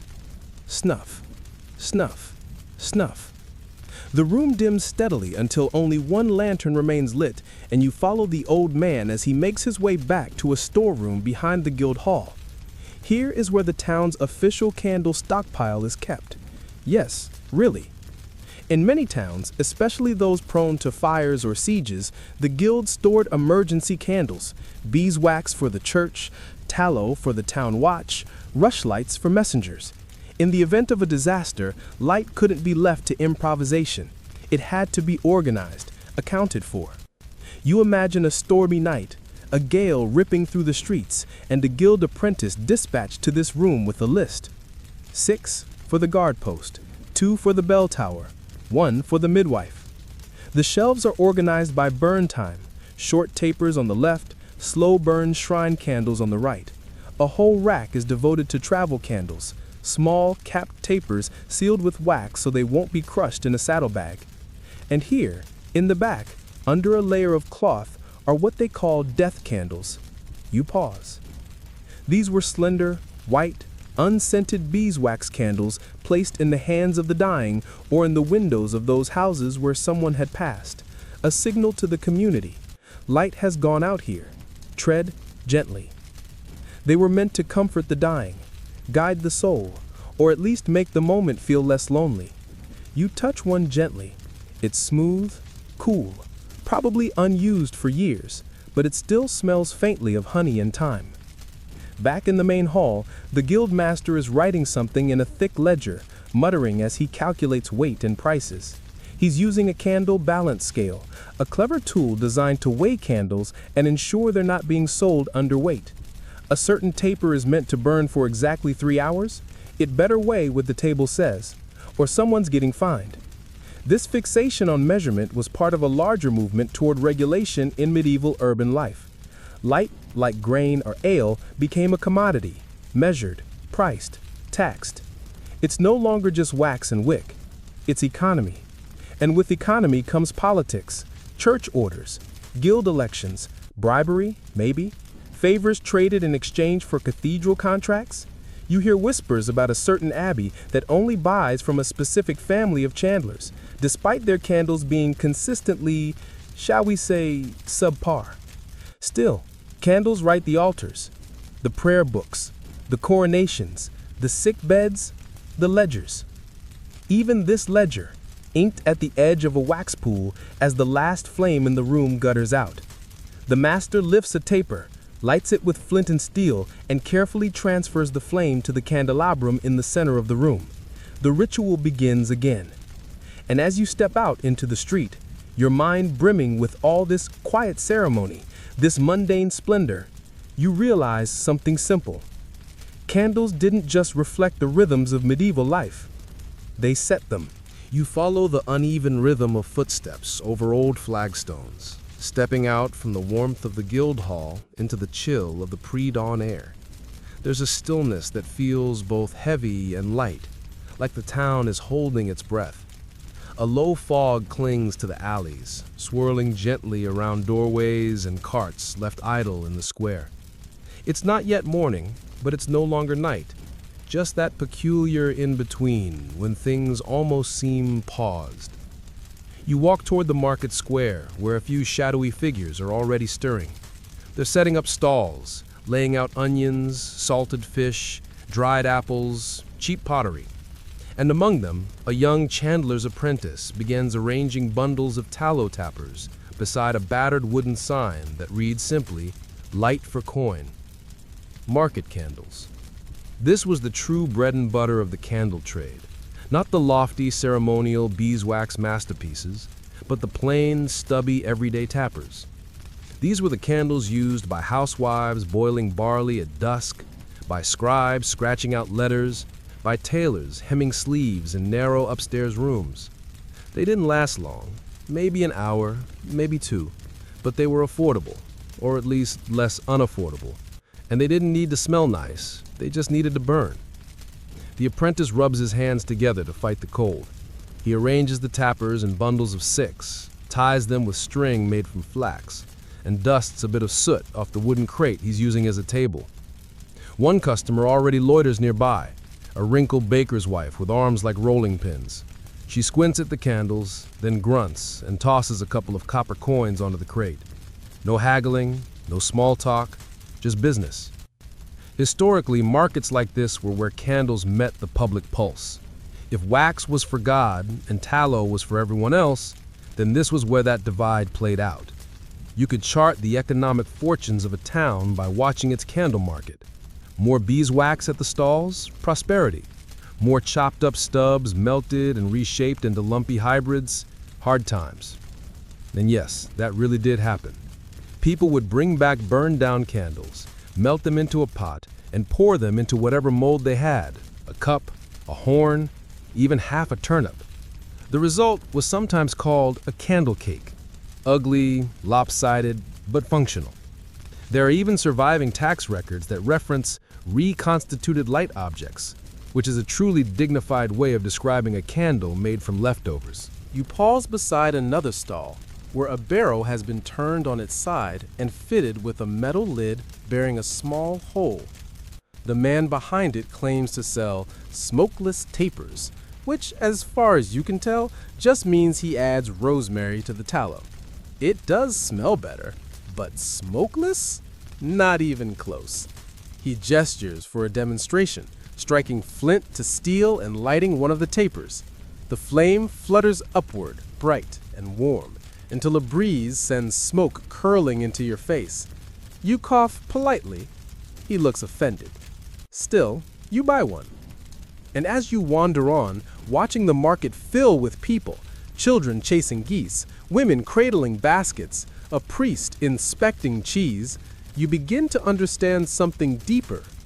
Candles weren't just bought and sold like grain or fabric, they were measured pieces of time. The term knight's candle even appears in some medieval literature as shorthand for how long something might take. A quick errand? 1 candle. A long vigil? 3 candles. It's like saying, this'll take an hour, but warmer, flickering, ephemeral. You drift now toward the edge of the square, where a small wooden booth sells sundries, quills, ink, soap, and a peculiar item labeled reading sticks. Ah, candle holders. These weren't just ornate candelabras fit for castles. In fact, the most common type was the pricket, a simple iron spike you jabbed a candle onto. It wasn't elegant. It was stabby. But it worked. And if the base was wide enough, it caught the dripping wax and kept your table from looking like a failed pottery experiment. There's also the chamber stick, a small circular holder with a thumb loop, perfect for carrying a single candle through the dark hallways of your damp, drafty house. The original flashlight. More romantic, yes. Less battery efficient, though. One vendor boasts a clever invention, a candle holder with a spring mechanism that pushes the candle up from below as it burns, keeping the flame consistently high. You've never seen one in action, but it sounds brilliant. And a little ahead of its time. Historians still argue whether such mechanisms were common in the 14th century or a novelty introduced later. Either way, you appreciate the ingenuity. You stop at a stall run by a woman with a weathered face and a basket of half-melted stubs, which she sells by weight. For lanterns, she explains, gesturing toward a stack of dented tin frames with small glass panels. These were often carried by travelers or watchmen. The design isn't to be beautiful, it's to protect the flame. Because wind, as every medieval resident knows, is a relentless enemy of light. So they made wind-proof lanterns, padded with scraps of cloth, sometimes even lined with reflective metal to amplify the glow. Sailors had their own types, low, squat lanterns that wouldn't tip in high seas. And within the towns, night watchmen carried lanterns filled with half-burnt tapers from the local church, guiding their steps as they made rounds with spears and sleepy eyes. You turn now toward a young boy perched on a barrel, carving bits of tallow from a used candle with a tiny knife. He's making his own rushlight, dipping a dry reed into the fat and laying it on a stone to cool. These makeshift lights burned quick and dirty, but they were easy to make and cost almost nothing. You imagine him lighting it that evening, propping it into a potato and finishing his chores by its weak but faithful glow. Rushlights were common in poorer households. No wick, no wax, just ingenuity. Some were even flavored with herbs like lavender or thyme, partly to mask the smell, partly to keep insects at bay. People would light them while sewing, brewing, or nursing babies. And if one snapped and guttered too soon, well, you just made another. And in a way, that's the charm of this market square. It's not just about buying light, it's about adapting to darkness. You pass a man selling candles alongside matches, wooden splints dipped in sulfur, struck against stone. He explains that the sulfur smell is a small price for the blessing of not starting fires with damp flint. You believe him. Matches were rare in this period, but there are a few scattered mentions in merchant journals, always treated like oddities from distant lands. Possibly imported, possibly invented locally. No one's quite sure. You keep walking. Past the cloth vendors rolling bolts of wool dyed in faded greens and ochres. Past the boy with a ferret on a leash. Past the coopers hammering a hoop onto a barrel with soft curses. And there, near a fountain with a trickle of cold water, you spot an old man with a wax cart. He doesn't shout or gesture, just sits on a stool beside a stack of pale yellow bricks, slowly carving one with a small hooked knife. His hands are trembly but precise. A child asks him what he's doing. He doesn't look up. Making light, but slowly. The child nods, then runs off. You linger for a moment, watching as he peels back another curl of beeswax. The smell is faintly floral, familiar, comforting. And in that moment, you realize something strange and lovely. A candle is a promise, a whisper that says, "I'll be here a little while longer." Not forever, just a little while. You drift away from the marketplace now, full of flickering stories and waxy scents. The sun has fully crested the thatched rooftops, washing the town in thin morning light, but still, candles burn here and there, not because they're needed, but because they are wanted. You pass a modest cottage with one still glowing in the window, and for a moment you wonder why. Then you remember superstition. In the medieval world, candles weren't just tools. They were omens, protectors, messengers, tiny glowing intermediaries between this world and the next. And the people who lit them believed, in quiet, unspoken ways, that fire understood things they couldn't. You step through the crooked gate of a local midwife's home, a woman long rumored to know herbs, prayers, and secret things best whispered over warm milk. Her windows are small, latticed and streaked with soot. Inside, several candles burn despite the daylight. Each one sits carefully placed, one on the hearth, one near the cradle, one beside a jar of rosemary. When you ask her why, she replies with the air of someone explaining the obvious. The candle sees what we don't. You learn quickly that there were dozens of such folk beliefs. Some said a candle flame pointed toward danger. Others believed that a flickering, sputtering light meant someone nearby was lying. If a candle went out suddenly with no draft, a spirit had entered the room or left it. One of the most common traditions was to light a candle for a traveler, especially if they were journeying overnight. A small taper placed in a window was thought to guide their path home, protect their steps, or at least remind them they were remembered. You imagine some weary soul, wrapped in a coarse cloak, trudging through wet fields toward a distant farmhouse, and there, glowing faintly from a second-story window, reassurance. The candle didn't just mark home, it was home. And then there were the death candles. You've heard whispers of them before, but here you see one lit. A thin beeswax taper, pale and unadorned, burning at the foot of a straw-stuffed mattress. The air smells of thyme and vinegar, as if someone tried very hard to chase sickness out. The room is quiet except for the candle's steady hiss. In some regions, death candles were meant to guide a soul safely away. In others, they were warnings to the living. Do not enter. Do not speak loud. Do not bring mirrors. The soul lingers, and you must let it pass. Historians still argue whether these customs were born from Christian ritual, older pagan traditions, or simple human yearning. Probably all three. You can't help but think that people, faced with mystery and grief, did what they always do. They lit something. There's a curious charm to the candle's simplicity, isn't there? Other superstitions abound. You hear tales from a passing storyteller of candles used in love magic. A woman might drip wax into cold water to read shapes, hoping to divine her future husband's face, or she might name several candles after possible suitors and see which one burned the longest. It was silly, sure, unless your name was on the winning candle. You wander now toward a small rural chapel just beyond the edge of town. The roof sags slightly and the stone is mossy, but the inside is warm and dim. It smells of incense and melted beeswax, the divine perfume of the medieval church. Here, candles are everywhere. Lined along the altar, clustered near saint statues, pressed into wrought iron holders shaped like vines. But they are not just decoration. They are intercession. You watch a woman kneel, whisper a prayer, and light a candle beneath the figure of Saint Sebastian.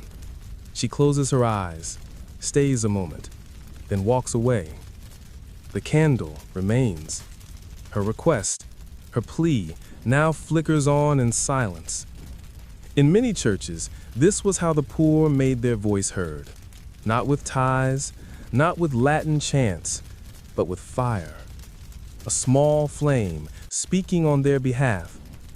There are records of entire votive rituals where people promised to light candles if their prayers were answered. One traveler prayed for healing from a fever and vowed to burn a candle as long as his right arm in return. And he did.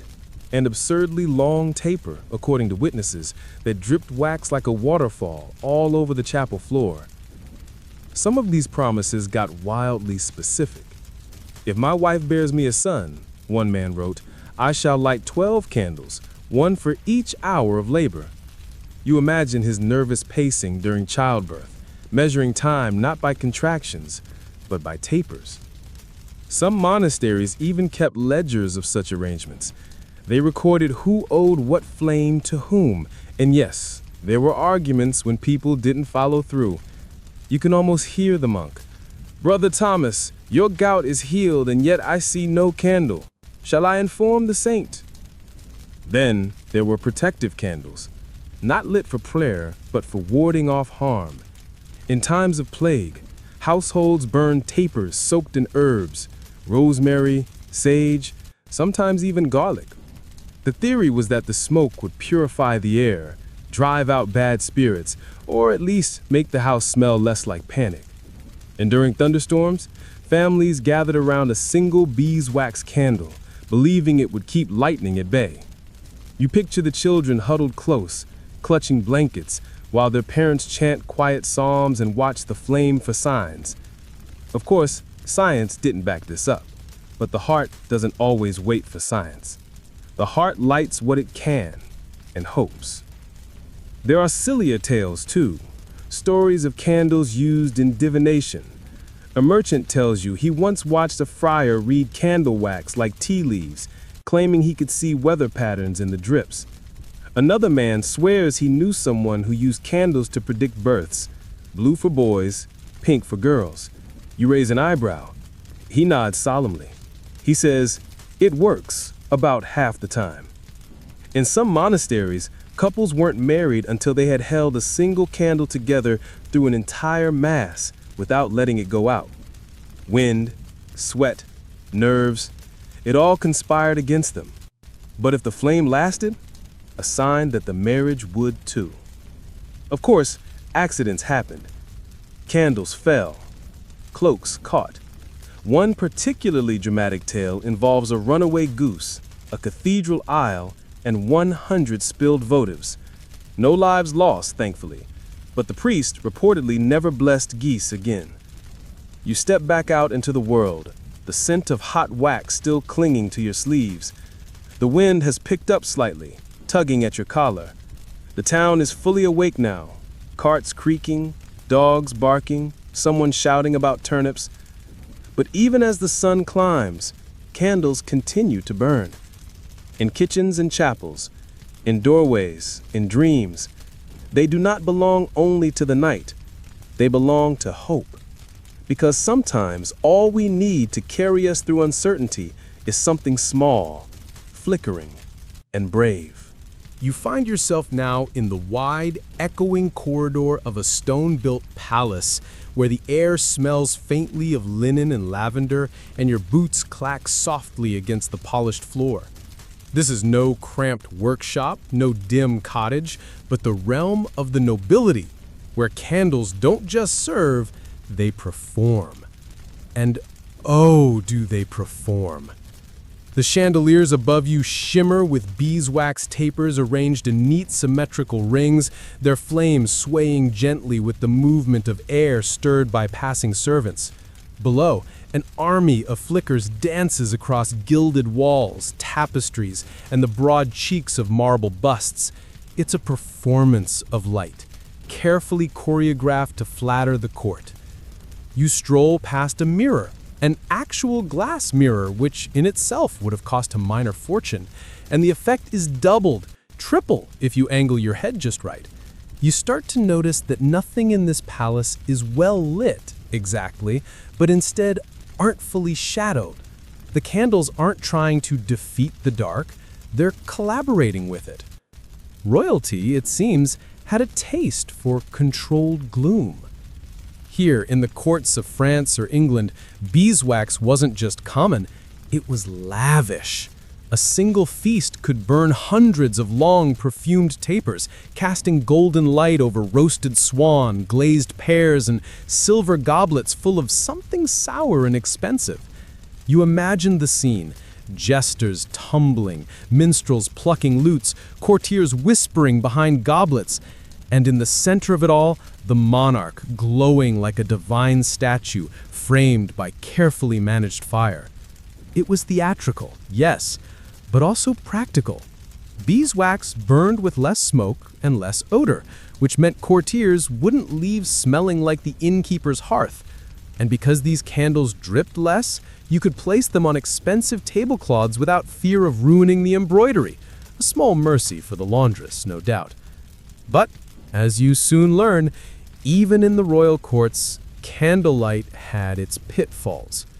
You arrive in one of the side salons where a maid in a plain dress is cleaning a velvet curtain, muttering under her breath. There was, apparently, an incident at last night's banquet. A nobleman's sleeve caught on a low candelabra, setting off a minor panic. No one was hurt, though the goose pâté was tragically upended. And the smell? Ah, yes. That's what you begin to notice as you edge down another hall. Something rancid, not strong, but persistent, like spoiled butter with ambition. You follow the odor to a less grand chamber, the quarters of a visiting dignitary from a lesser duchy. A servant stands outside, holding his nose discreetly with one gloved hand. Inside the chamber, dozens of candles burn brightly, but they are not beeswax. No, these are tallow. Cheap, hurriedly made, packed into tall brass holders that do nothing to disguise their scent. The dignitary, it turns out, brought them himself, insisting that nothing lights a room like mountain fat. He may be right. The room is very bright and very offensive. There are complaints. There will be consequences. But for now, the room is aired and a basket of dried rosemary is placed beneath the table in quiet protest. You can't help but chuckle. Even among nobles, the candle wars rage on. You wander into a writing room, small and quiet, with a pair of half-burned tapers framing a scribe's desk. Quills rest in a cup beside a neatly folded letter. You lean close and read. The queen requests her dressing chamber be lit by 8 candles, no fewer, none above 2 fingers' thickness, each with scent of lemon balm and prepared only by the royal waxman. Yes, the royal waxman. This was an actual profession in many courts, a craftsman whose sole responsibility was to prepare candles for the king, queen, and their closest attendants. Their work had to be flawless, smooth texture, balanced wicks, no impurities. A single misshapen taper could earn a sharp rebuke, or worse, a temporary ban from the palace. Historians still argue whether royal waxmen also prepared the scented varieties or whether that task belonged to apothecaries. But either way, perfumed candles were a royal indulgence. Made by infusing wax with oils of rose, orange blossom, or mint, they provided not just light, but ambiance, and sometimes even scandal. You hear a quiet story from a steward polishing silverware. He tells of a French noblewoman who insisted on candles of violet and desire, whatever that meant. The scent was apparently so intoxicating that visiting dignitaries accused her of casting spells. One archbishop allegedly fainted during a reception, claiming the room reeked of sinful longing. There's no proof, of course, but her candle budget quadrupled that year. Not all royal candles were for beauty or prestige, though. Some were for security. You step into a guard's barracks tucked behind the main hall, where a single thick beeswax pillar sits on a squat iron stand. Its wick is long, its sides reinforced with tallow for durability, and it has burn marks down one side. This is a watch candle, meant to burn all night, helping guards keep time during long shifts. Instead of clocks, they'd notch the candle as it burned, estimating hours by how many marks the wax had eaten. In some courts, shifts changed not by bells, but by fire. When the candle reached the 6th line, it was time to wake your replacement. No alarms, just smoldering obligation. There are even stories of alarm candles, designed with embedded nails or beads. As the candle melted, the object would fall onto a metal plate, making a sharp clink. These were used to wake light sleepers, or, in some cases, to startle guests overstaying their welcome. You imagine a host blinking sweetly while their visitor jumps at the sound. Oh dear, that's the candle saying it's bedtime. The more you learn, the more you realize that court life, with all its splendor, was still deeply reliant on small rituals of flame. One misstep, though, and that flame could betray you. You descend into the palace's wine cellar. Cool, musty, lined with barrels and cobwebs. A flickering taper hangs in a wall sconce, its flame too weak to light much, but just strong enough to cast creepy shadows behind bottles. It reminds you of another famous disaster, the wax room incident of the Bavarian court. According to one popular tale, a shipment of imported Waxby's candles had been stored too close to a roaring kitchen fire. The wax softened, warped, and began to ooze from its molds, creating an avalanche of gooey sludge that ran across the floor and destroyed 3 pairs of velvet slippers. One servant slipped and knocked over a tray of goblets. Another sat down in the mess by accident. The Queen banned warm wax storage from that day forward. Real or exaggerated? Historians debate, but the mental image remains gloriously absurd. And yet, amidst the candlelit disasters and perfume-induced fainting, there were quiet moments too. Nights when a solitary monarch sat with a single candle, writing letters or praying, surrounded by silence and the sound of melting wax. Moments when the flame reflected not power, but vulnerability. Because even kings feared the dark. Even queens whispered secrets to fire. You find your way back to the Great Hall now, where a fresh batch of candles is being lit for the evening meal. The sky outside dims, the air shifts, and the servants move like clockwork. Each flame catches with a pop, then flutters into steadiness. Dozens of tapers, one by one, reclaiming the shadows. You step into the background. Watch. Breathe. And think. Behind every flicker is a hand, a life, a purpose. And whether in peasant hut or palace chamber, candlelight remains one of the few things that makes every corner feel just a little bit more human. You descend slowly now, each footfall echoing against cold stone steps worn smooth by time and heavy boots. The torches on the upper floors have faded behind you, and the air thickens with moisture. You've entered the underbelly of a medieval stronghold, the dungeon, that dark and dreadful place where daylight dares not wander. And here, more than anywhere else, candles were not decoration nor luxury. They were survival. The walls sweat, the iron door groans as it opens, and within, only shadows. But not total darkness.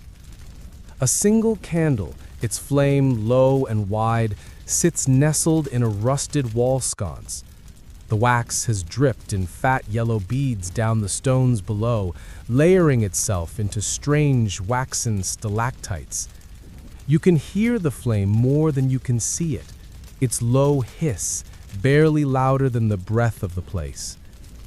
That candle, in this space, is everything.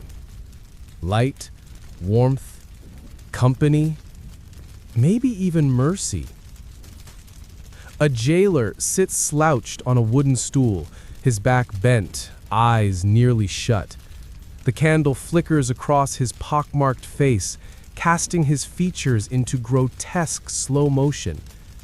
He barely moves when you enter, just grunts softly and gestures to the corridor behind him.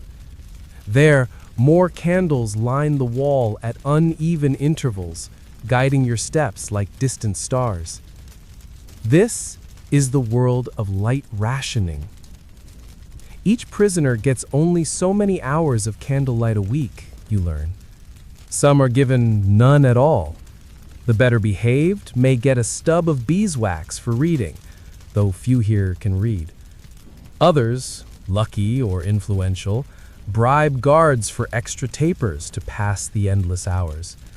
And yet, even in this grim place, candles served more than mere function. You pause before a small cell where a woman sits cross-legged on straw.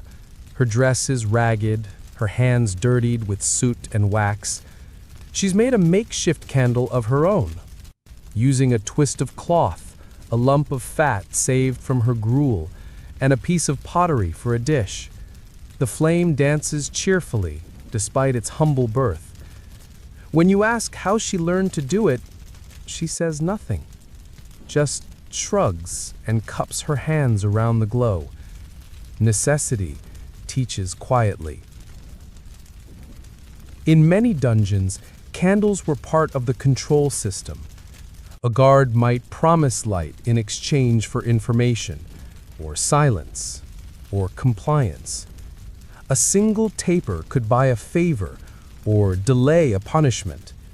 In such dark surroundings, fire becomes currency. But it was also a tool of fear. You step into an interrogation chamber, thankfully long abandoned. Two chairs face each other, one heavier than the other. Chains dangle from the wall, not menacing now, just sad. On a nearby table, old candle stubs lie scattered beside a cracked pitcher of water and a rusty blade. You don't want to know what stories this room held. But the candlelight in here? It was part of the act. A low flame that twisted shadows across the ceiling made faces look monstrous and sweat bead faster. A candle placed just so under a person's chin could make them appear demonic, and a flickering light behind the questioner's shoulder would leave their face unreadable, pure silhouette. Historians still argue whether these shadowy theatrics were intentional or just coincidental, but many agree the psychology of light was well understood by those who wished to intimidate. And yet, even here, it wasn't all darkness and dread. Some prisoners, particularly those kept for political reasons or awaiting ransom, were given writing supplies. Letters from certain dungeons reveal inmates composing poetry, prayers, even recipes, all by candlelight. One nobleman famously requested his captors provide him with 3 candles per day, or else I shall go mad from the gloom. You imagine him scribbling bitter verse by the trembling light of a tall beeswax taper, muttering to himself about soup and betrayal. You pass another cell, a more recent one, judging by the fresher chains and the lingering scent of vinegar. Here, the candle is gone out. Only the blackened stump remains, wax hardened mid-drip. The prisoner is gone too. Moved? Released? You don't ask. Instead, you focus on that small burnt stub and think, even in punishment, people reached for light. There's a tale one of the guards shares as you make your way deeper. Once, long ago, a prisoner sentenced to death was offered a final meal and a single candle. But instead of eating, he spent hours staring into the flame, speaking softly to it. When asked why, he said, "I want the light to remember my name." Poetic? Absolutely. Verifiable? Probably not. But in dungeons, where time means little and stories grow like mold, a good tale outlives truth. Some of the lower corridors were lit full-time, though barely. You see thick, misshapen candles set into iron cages, their flames dimmed by grime and neglect. These eternal candles were meant to mark key paths, storage rooms, guard stations, exit routes, but they often sputtered and died anyway, leaving only smoke. The dungeon master, yes, that was often a real title, oversaw these supplies. He kept a wax ledger, literally in some cases, tracking how many tapers were used per week. Too many, and questions were asked. Too few, and someone might trip over a corpse. You reach a turning point in the corridor, where 3 passages diverge. A small box is bolted to the wall. Inside, a cluster of wax wicks await their turn. You recognize it instantly, the prison candelarium. Here, candles were rationed and rotated. Lit tapers were returned if they still had usable length. Guards were fined for letting them burn too low. One particularly frugal jailer became a legend for snuffing candles mid-sentence if he felt the prisoner wasn't using them wisely. "Speak quick, lad. Wax ain't free," he'd say. It wasn't just about economics, though. In some dungeons, keeping candles short meant keeping dreams short, too. No room to read, to write, to imagine. No room to hope. Yet, hope finds a way. In the deepest cell of this place, a stone room so quiet you can hear your own heartbeat, you find a carving in the wall. Just a few lines, burned into the surface with a candle's flame. It reads, "When the wax is gone, remember I was here." The handwriting is clumsy, the letters uneven, but it's unmistakable. Someone used their last light not for warmth, not for sight, but for remembering. And so you remember, and move on. You climb slowly now, leaving the dungeon behind. Each step feels lighter, the air thins, the walls dry. By the time you emerge, blinking into the overcast light of a gray courtyard, your eyes have to readjust. Not to brightness, but to life. Candlelight in the dungeon was a paradox, both kindness and cruelty, a blessing and a threat, a symbol of power and of desperation. And in every flicker down there, whether in mercy or menace, someone saw a chance to write, to wait, to whisper, to endure. You step into the nave of a towering cathedral now, where sound floats and settles like dust on stone. The air is thick with incense and reverence, but you barely notice at first. Your eyes are drawn upward, way upward, to the vaulted ceiling and the sea of soft flames dancing atop endless rows of candles. This is candlelight on a holy scale. At first glance, the sheer number is overwhelming. Hundreds, maybe thousands of small flames flicker in near-perfect harmony. They line the altar. They march in rows along side chapels. They perch in chandeliers suspended by chains as thick as your wrist. Even the smallest niches hold little puddles of wax, each hosting a burning prayer. It's not just a fire hazard, it's a statement. You walk slowly down the central aisle, the worn stones echoing faintly beneath your steps. Here, candles serve more than just function or beauty. They represent devotion, sacrifice, presence. Every flame is a whispered hope, a remembered soul, or an unspoken plea to heaven. And in a time before electricity, or even reliable daylight, candles were the only way a sacred space could stay luminous. Of course, not just any wax would do. In cathedrals like this, only beeswax was allowed near the altar. Tallow, made from animal fat and full of foul aroma, was considered impure. You wouldn't want the holiest moment of Mass interrupted by the scent of sizzling mutton. No, these flames had to be clean, fragrant, slow-burning. They had to rise like prayers. The church wasn't shy about the cost either. Historians estimate that some cathedrals burn through hundreds of pounds of beeswax each year, not just for Mass, but for vigils, baptisms, funerals, festivals, and daily devotions. One record from a modest abbey shows that over a third of its annual budget went to wax alone. That's right. You could feed dozens of monks for a year, or keep the chapel glowing through Lent. Choose wisely. You step behind the choir stalls now, toward a small alcove where a sacristan tends to his flame. He's trimming a wick, carefully, precisely, so that the candle burns evenly and doesn't sputter. He eyes you, but doesn't speak, just gestures to the little tray beside him, filled with wax shavings and spent wicks. This is the backstage of the Holy Light Show, the maintenance no one preaches about. Beside him is a candle chart, a parchment marked with the days of the liturgical year and which candles must be lit, when, and for how long. Feast days require more. Vigils require silence. Funerals demand black tappers, if they can be afforded. And on Easter, Every single candelabra is set alight, transforming the cathedral into something resembling a golden forest. There's even the Paschal candle, an enormous beeswax pillar, often engraved and anointed, lit each Easter and symbolizing Christ's resurrection. Some stand over 6 feet tall, and yes, they have toppled, dramatically. Easter 1397, the sacristan mutters as he sets a candle upright. Tipped during the homily, set the bishop's robes on fire. He kept preaching. You nod solemnly, as one does in the presence of sacred irony. But it wasn't always grandeur and glow. You drift into the crypt, where candle use was more somber.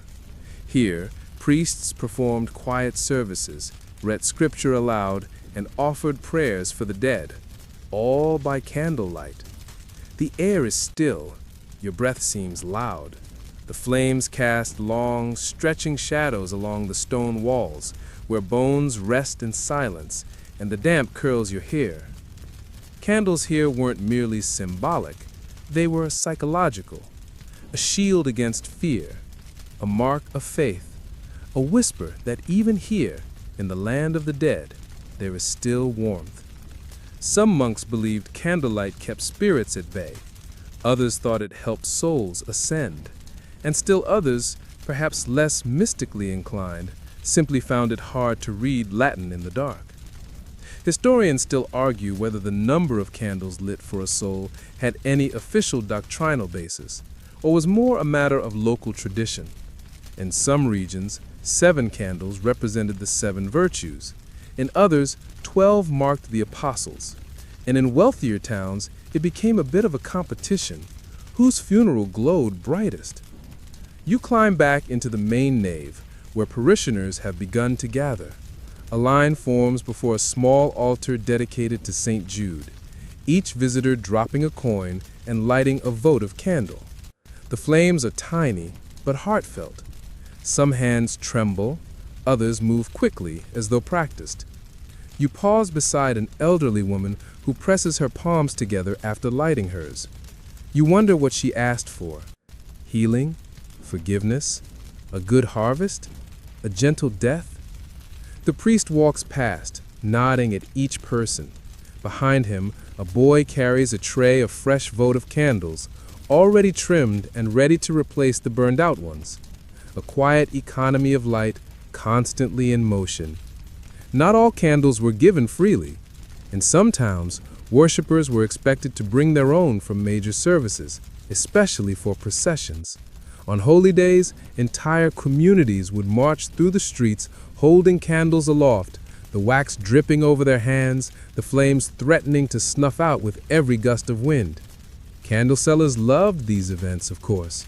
Demand surged, prices doubled. The church procession route itself would be lined with candelabras perched atop wooden poles, carefully spaced so the city glowed from corner to corner.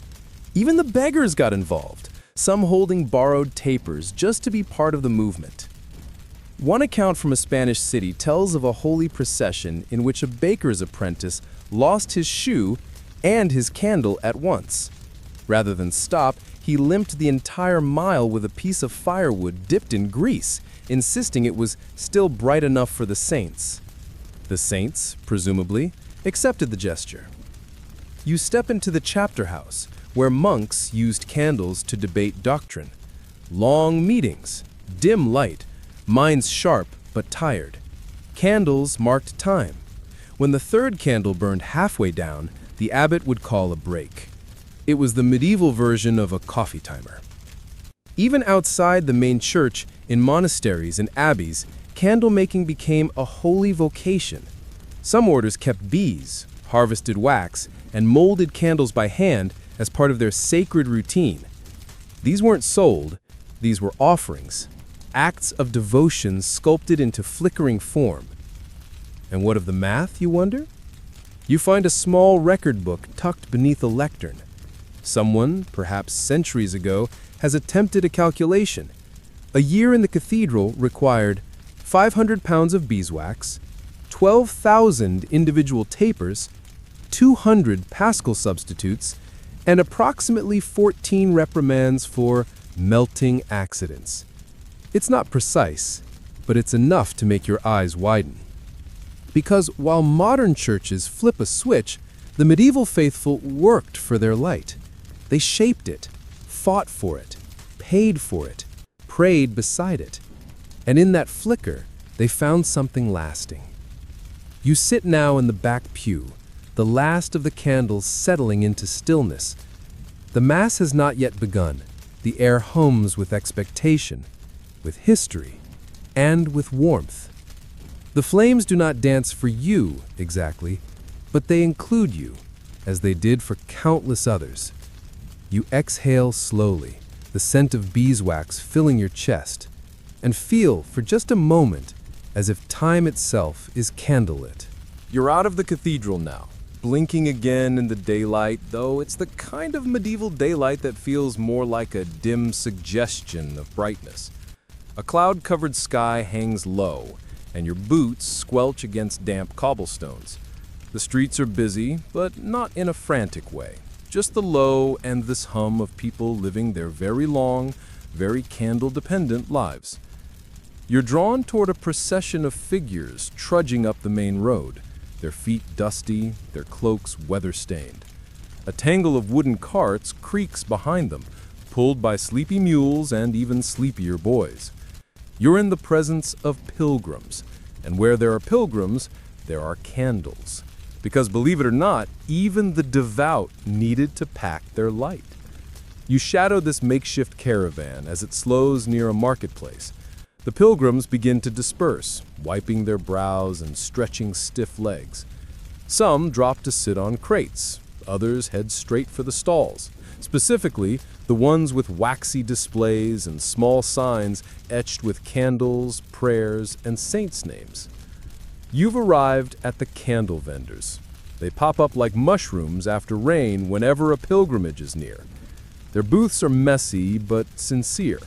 Trays lined with beeswax tapers, tallow torches wrapped in rough cloth, and curious little candle kits tied up with string. These kits are portable, designed for weary travelers. Each one contains a few small candles, a flint, and sometimes a waxy devotional token shaped like a lamb or a cross. Adorable? Yes. Functional? Debatable. A vendor spots you and launches into her pitch. "For your journey to the holy bones," she cries, holding up a set of 3 yellow tapers bound together with twine. "Burn one for your sins, one for your blessings, one for your knees if they don't survive the climb." She grins at her own joke. You grin back. You buy the candles. Of course you do. Pilgrimage was exhausting, dirty, long, and, crucially, dark. Many travelers slept in barns or open fields, prayed in roadside shrines, and arrived at churches long after sunset. Bringing your own candles wasn't optional. It was survival. Lighting a taper at a saint's tomb was often the final act of the journey, a moment of gratitude or desperation. Some even believed the type of candle you offered would affect your blessing. Tallow for general needs, beeswax for more pressing matters, colored wax, if you could find it, for particular saints. Red for martyrdom, white for purity, green for safe childbirth, blue for, well, whatever blue was available that week. Historians still argue whether pilgrims actually understood these color codes or if they were vendor inventions. Personally, I suspect the wax merchants got a little creative. Ah yes, this purple candle guarantees fewer blisters and a friendly mule. The marketplace is alive with these whispered promises. You wander past another stall where a boy no older than 12 is selling handmade lanterns. Inside each one, a stubby candle, clumsily molded but still serviceable. He calls them travel flames. His older sister rolls her eyes at the branding, but you admire the optimism. Medieval marketing at its finest. Next to him, a more serious seller displays saint candles. These aren't saintly in composition, they're just molded with small wax images of saints' faces. They're oddly expressive. One of them looks vaguely irritated. Another is smiling just a bit too wide. You wonder what message that one's meant to convey. Burn me for strong teeth and unsettling dreams? You pick up one carved with St. Catherine. A little wonky, but sweet. The vendor nods solemnly. Guaranteed not to melt until you reach the Abbey, he says. It melts halfway through your afternoon snack. But you were warned. As you follow the road further, you begin to notice pilgrimage stations. Small chapels, waymarkers, or rest stops, each with a few stubby candles still burning. They're not decorative, they're functional. A flicker in the distance tells a weary traveler that shelter, or at least a roof, is near. The candle becomes both lighthouse and welcome mat. One particularly memorable stop is a roadside cross with a small stone alcove at its base. Inside, shielded from the wind by a hunk of curved glass, is a single beeswax taper burning steadily beside a collection of pebbles, feathers, and half-eaten bread. Offerings, maybe, or forgotten snacks. In medieval Europe, the line between devotion and dinner was occasionally blurry. You rest beside it, imagining the countless hands that lit candles here. Mothers praying for their sons, soldiers asking for victory, merchants hoping their wares didn't spoil before market. Every flame a story, every drip of wax a decision. But not everyone loved these traveling flames. Some towns imposed restrictions on portable candles, citing the risk of fires, especially during festivals when crowds surged and enthusiasm outpaced safety. One record from a Flemish town tells of a pilgrim accidentally setting fire to a hay cart because he insisted on lighting his candle before confession. His sins were forgiven, the monk wrote dryly, but the cart was not. Larger abbeys often stationed wax collectors along the pilgrimage route, robed officials who ensured candles were used respectfully. You can almost hear them now. No, sir, you may not roast turnips with the sacred flame. And yet, people found ways to personalize their journey. Some pilgrims carved their initials into candle stubs, then melted them onto the stones of the shrine itself. Others created wax offerings in the shape of body parts, arms, legs, even intestines, to represent the ailments they hoped to heal. Entire shelves in holy sites became crowded with these waxy tributes, making the place look like a melting anatomy lesson. One particularly pious or peculiar traveler is said to have carried a wax model of his own foot, lit it at every shrine, and insisted that Saint Roch had a sense of humor. The monks were unconvinced. You watch now as a group of pilgrims gather at the final hill before a grand abbey. The air is cooler, the sky low and soft. They pause, each one lighting a candle from the same central flame. A ritual of unity, of completion. One man fumbles and drops his taper. It rolls slowly down the hill and extinguishes in a puddle. The group is silent for a beat, then bursts into quiet laughter. Even in devotion, there's room for comedy. As they ascend, their candles form a slow-moving trail of light. It's beautiful, in a rugged, muddy kind of way. You follow at a distance, the smell of beeswax warming the air. When they reach the abbey gates, a monk greets them with a large iron lantern. He opens it.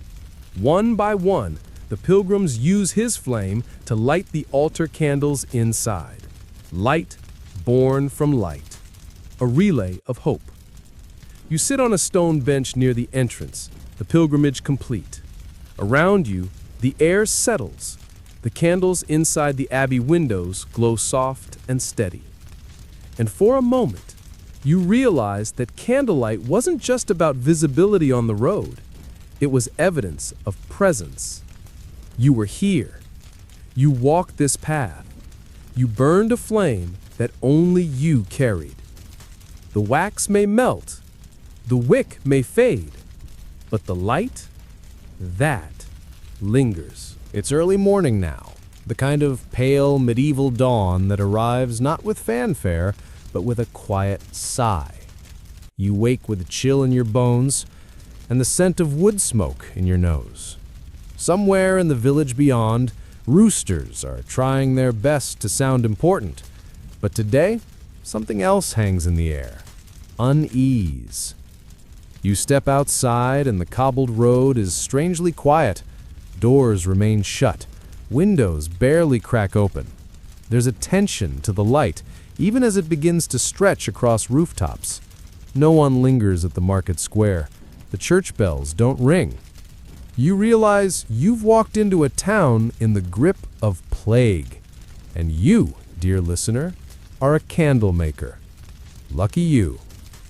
Your shop smells stronger than usual, not because of wax or soot, but rosemary.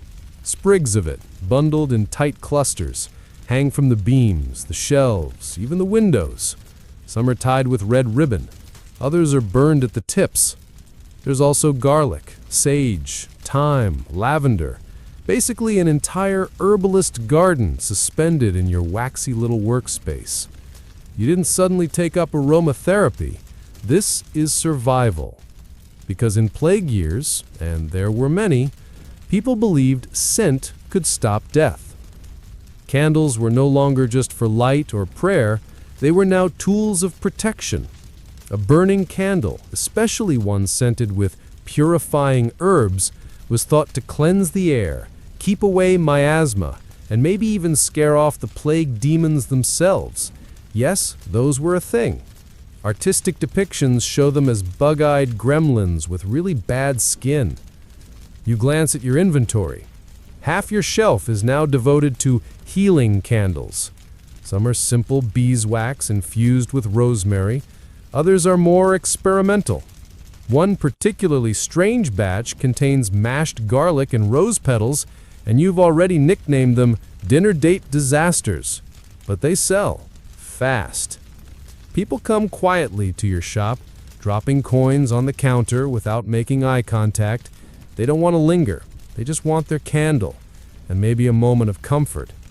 A woman appears at the door now, holding a handkerchief to her mouth. Her sleeves are worn. Her face is drawn. She points to a squat, lumpy candle in your display window, the one you called St. Sebastian's Smite. You nod, wrap it in parchment, and say nothing as she hurries away. That one has cloves and honey mixed in. Will it work? Probably not. But it feels like it might. And in times of sickness, feeling is everything. As you restock the shelf, you think back to how all this started. The first outbreaks, the panicked clergy, the sudden silence of the bells. You remember how quickly people turned to ritual, to light, to anything that could fight back the invisible. Monasteries doubled their candle output during plague years. Parishioners demanded more votives. Some towns even organized mass candle lightings at every crossroads. If the plague passed you by, the candles were thanked. If it didn't, well, maybe you used the wrong herbs. Historians still argue whether the rise of scented candle production during plagues was based on real medicinal practice or just psychological comfort. Probably both. One chronicler wrote that a candle with rosemary and thyme cleared the chest and soothed the nerves, though he also thought rubbing onions on your feet prevented death, so take it with a medieval salt. There were also superstitions around candle flames themselves. If your plague candle burned steadily, it meant your house would survive. If it sputtered or flared, death was near.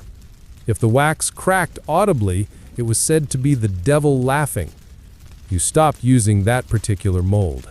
Some of your customers insist on lighting 3 candles at once, one for the body, one for the soul, one for the front door. Others request black wax, believing it absorbs sickness.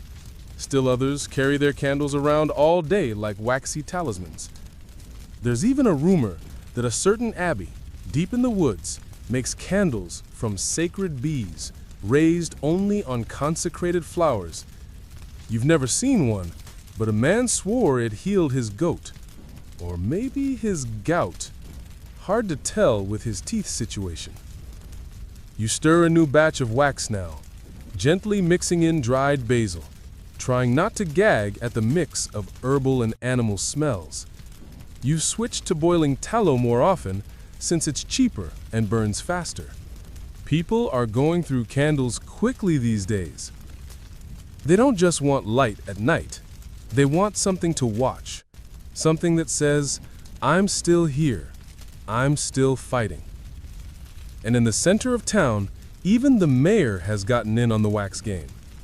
He's ordered a public health altar placed in the square, essentially a big wooden table covered in candles that people can light for the community. There's even a hired boy whose sole job is to relight anything that goes out. Locals call him the Flame Keeper.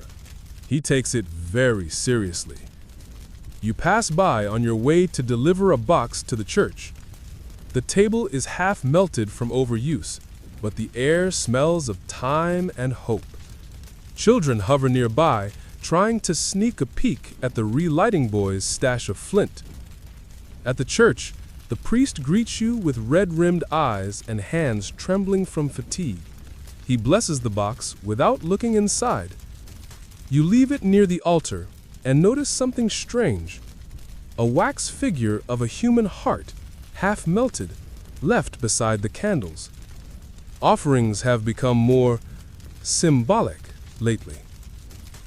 Hands for healing, feet for safe travel, hearts for courage. One parishioner tried to leave a waxed tongue, but it melted too fast and started a small fire. The symbolism wasn't lost on the congregation. Back at your shop, a group of children gather at the door. They're not here for plague candles. They want story candles, one shaped like animals or monsters or saints in funny poses. You oblige, happy to carve a crooked cow or a winged chicken. Even in dark times, there's room for levity, especially for the young. You light one yourself now, just a simple beeswax taper. It burns with a strong flame, steady and upright. There's no thunder, no scream, no ghostly voice from beyond. Just the quiet crackle of the wick and the faint scent of rosemary rising in the still air. You sit beside it as the shadows grow long, the village hushed once more. Somewhere, another bell tolls, not for death, but for evening prayers. And in the little space of your shop, where wax meets fire, where light meets breath, you feel something ancient and ordinary. Candles don't cure plague, but they hold space for those who endure it. They witness, they warm, they flicker when we shake and glow when we need them most. As the flame dances gently, you exhale. Another day passes, and still, miraculously, you're here. You're halfway through your bread when the knock comes. A dull thump against wood. Too soft to be official, too urgent to ignore. You chew slowly, letting the crust dissolve in your mouth while your legs resist the command to stand. But the knocking continues, and so you sigh, wipe your hands, and go to the door. A man stands there, soaked from rain, clutching a bundle under his cloak. His hood droops over his brow, his boots caked with mud. He doesn't speak at first, just holds out a scroll sealed with wax in the shape of a candle flame. You know the symbol. It's from the collector's office. Your shoulders slump. You break the seal and scan the message. It's written in florid Latin, but the gist is simple enough. Prepare your inventory for inspection. Candle tax is due. Of course it is. You glance at the man. He shrugs in that way messengers always do when they deliver bad news, half pity, half not my problem. He turns and disappears down the path. You close the door with a thud and look around your workshop, suddenly feeling exposed. The place is clean enough, though clean is a relative term in the candle business. The air smells of wax and soot and last week's lavender experiments. Your molds are stacked neatly, your shelves are mostly full. but none of that matters. Because candle taxes weren't really about cleanliness. They were about control. You sit heavily on your stool and mutter a few choice words about candle inspectors. Nothing profane, just expressive, colorful. You imagine them now, strutting into town with their long tunics and shiny tokens of office, wielding scales and notebooks like sacred relics. In many towns, especially those under royal charter, candle makers were subject to regular inspections. The taxes weren't just a flat fee. They varied by wax type, taper length, scented additives, and, this is real, degree of sheen. One chronicler noted that candles deemed too lustrous may indicate wax blended with unlawful oils. Historians still argue whether these sheen tests were actually enforced or simply invented to justify bribes. Either way, you've got a pot of beeswax that gleams like a polished apple, and you're starting to regret it. Outside, news travels fast. By mid-morning, the entire candle-making quarter is buzzing. You pass fellow waxsmiths whispering on corners, comparing bribe rates, and debating whether to hide their best molds. Someone's already buried their rosemary stash behind the bakery. One woman claims she's planning to accidentally set her shed on fire before the inspectors arrive. You're not convinced. The local tavern posts a chalk sign that reads, "Candle Tax Relief Ale. First round's free if you cry." Tempting. You resist, mostly because you still have work to do. The tax collectors are due at noon. You spend the rest of the morning measuring tapers, cutting wicks to regulation length, which changes every season for no good reason, and attempting to categorize your products under the official ledger terms. Let's see. Devotional waxen tube equals prayer candle. Secular cylindrical taper equals household candle. Scented nocturnal rod equals absolutely not. You write scented candle and hope for the best. By the time the inspectors arrive, you're ready. Sort of. Two men enter your shop. One is tall, with an air of authority and a wax-smudged ledger. The other is shorter, balding, and already looks bored. They sniff the air as if expecting corruption to waft out of the walls. "Master candle maker?" the tall one asks. You nod. He scribbles. They begin their inspection, poking and prodding your shelves, holding tapers up to the light as though searching for hidden sin. They weigh your molds, they measure your wick spools, they even tap one of your scented candles against the table and sniff it. "Rosemary and pork fat?" the short one says, wrinkling his nose. You shrug. Experimental. He mutters something about culinary hazards and writes it down. The taller inspector pauses at your beeswax display. "These are very fine," he says slowly. "Almost too fine." You don't blink. "Highland bees," you say. "Very motivated." He blinks, unsure whether you're serious. You blink back. It becomes a contest. You win. Eventually, they tally the numbers. You owe a full 2 shillings more than last month. Why? Because one of your batches is glossier than the municipal wax code permits. Naturally. You pay because what choice do you have? But you don't go quietly. You make sure to cough pointedly when they pass your garlic lavender line. You drop your heaviest mold just as the shorter inspector bends down. You hum a plague dirge under your breath until they leave. It's petty. It's also satisfying. After they go, the neighborhood lets out a collective groan. Some got hit harder than others. One poor lad was fined for producing candles of irregular girth.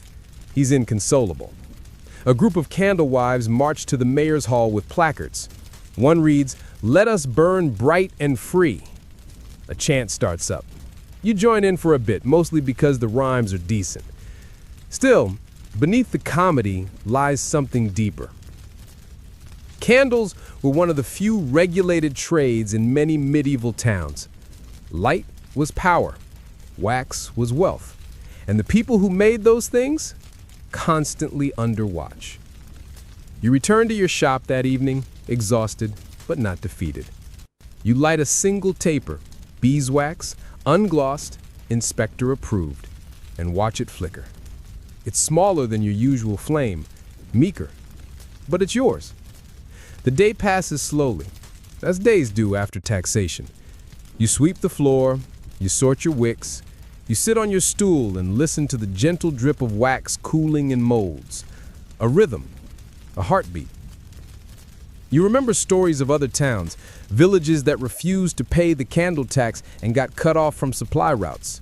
Others that rose up in wax-fueled riots, pelting officials with half-melted tapers. One German town supposedly launched a candle protest by replacing all street lighting with turnips, hollowed and lit from within.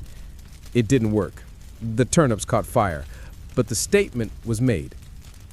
Historians still debate whether candle taxes helped regulate commerce or simply gave local lords something to do between wars. But one thing is clear. For a humble candle maker, every wick was political. You glance at your ledger, now updated with the new rates. You consider editing it creatively. But no, you're tired, and there's wax to pour. The next batch will be made in silence. No music, no muttering, just the soft hiss of melting fat, the gentle roll of the dipping rod, and the endless spiral of smoke. That's how it's always been. Even when the inspectors knock, even when the taxes rise, even when the flame flickers low, you keep making light. You dreamt of candlelight again last night. Not the gentle flicker of a taper guiding a prayer, but the low, conspiratorial glow of something hidden. A back room, a basement. The smell of beeswax mingled with damp stone and secrets. You woke before the dream reached its climax, but you're fairly sure it involved someone whispering, "This one's only half wax." Which can only mean one thing. It's time to talk about candle fraud. Oh yes, dear listener, even in the sleepy world of medieval candle making, there were those who dared to cut corners, deceive customers, and stir up scandal in a trade usually defined by its slow, molten monotony. And you're about to be dragged into the thick of it, whether you like it or not. It starts with a rumor. You're at the bakery, minding your own business, waiting far too long for a loaf that will definitely go stale by sunset, when you overhear two women whispering near the flour sacks. Said it barely lasted an hour. Looked like a good candle, but burned down quick. Probably tallow, not beeswax. Or worse, I heard he mixes chalk in. Chalk in wax. You clutch your coins a little tighter and raise an eyebrow. Because the only person in town who sells candles shaped like angelic cherubs with suspiciously smooth foreheads is none other than your old rival, Barnaby the Brazen. Now, Barnaby has always been inventive. His shop smells of marjoram and overconfidence. He once tried selling singing candles, which just turned out to be tapers embedded with tiny whistles. They screeched like tortured mice. Children love them, adults less so. But this, mixing fillers into wax, that's a new low. You return to your workshop with your bread and a sour feeling in your gut, not just from the rye. Fraud in the candle trade doesn't just hurt customers, it tarnishes the entire guild. And the guild, for all its quirks and fines, does not take kindly to fakes. You remember the stories. One waxman in Rouen, caught adding melted bone to his tapers, was sentenced to carry a lit candle through the entire town while wearing nothing but soot and shame. Another in York was forced to consume a spoonful of his own wax mixture, though that punishment was eventually banned for being excessively unappetizing. Historians still debate whether these punishments were real or symbolic, but the message was clear. Don't cheat the flame. You decide to investigate. That evening, you visit Barnaby's shop under the guise of buying a gift candle. He welcomes you with his usual smug grin and offers you a sample from his new premium purity line. It smells faintly of rosemary and something chalky. You pick it up. It's suspiciously light. The color's off, too pale, too dry looking. You tip it slightly and see a faint powdery residue near the wick. Ah, so the rumors are true. But what to do?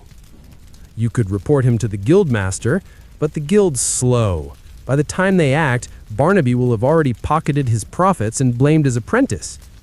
You could warn your neighbors, but that might spark a wax war, bad for business. Or you could beat him at his own game, not with fraud, but with performance. You spend the next few days working quietly, crafting a new candle line. You call it True Flame. It's pure beeswax, with no fillers, no tricks, just honest glow. But you don't stop there. You carve the tapers with tiny grooves so they catch the light better. You dip them in scented oils, just a hint of something pleasant, rosemary, lavender, even clove. And you wrap them in parchment printed with your signature, a tiny flame held by a sleepy snail. Because nothing says trust like a snail with a torch. When you finally unveil them at market, you do so with modesty. Well, modest flair. Your stall is draped in dark cloth, with only your candles for illumination. They burn steady, warm, golden. A bowl of Barnaby's chalky creations sits nearby for comparison. Unlabeled, of course, but the difference is obvious. Customers notice. They whisper. They nod. Some smirk knowingly. Barnaby arrives later, sees the crowd, sees the side-by-side display, and pales. He doesn't say a word, just packs up early. You don't bloat much. Instead, you go home, light one of your own true flames, and watch it burn. Even, pure, honest. But of course, not every fraud is caught so quickly. You remember tales told in flickering corners of taverns, of night vendors who sold black candles that burned green, of monks caught sneaking out with church wax to sell on the sly, of foreign traders who claimed their candles never drip. They did, and aggressively. In one coastal town, a scandal erupted when it was discovered that a local noble was commissioning memorial candles for his ancestors, only to resell them to unsuspecting peasants at funerals. One grieving family lit a taper for Uncle Bartolomeu, only to find the wax shaped like an entirely different man. Fraud took many forms: underweight tapers, falsified beeswax claims, even reused wicks, which burned unevenly and sparked like angry fireflies. Some deceitful makers inserted thin wooden rods into the core to bulk up the candle, until one caught fire dramatically during a wedding, turning the ceremony into a sprint for the nearest well. You've even heard of counterfeiters using human hair instead of cotton for wicks. Supposedly, it crackled louder and smelled distinctive. No one's quite sure where the supply came from. Best not to ask. And yet, for all this waxy mischief, most candle makers, like you, simply want to craft light in the dark.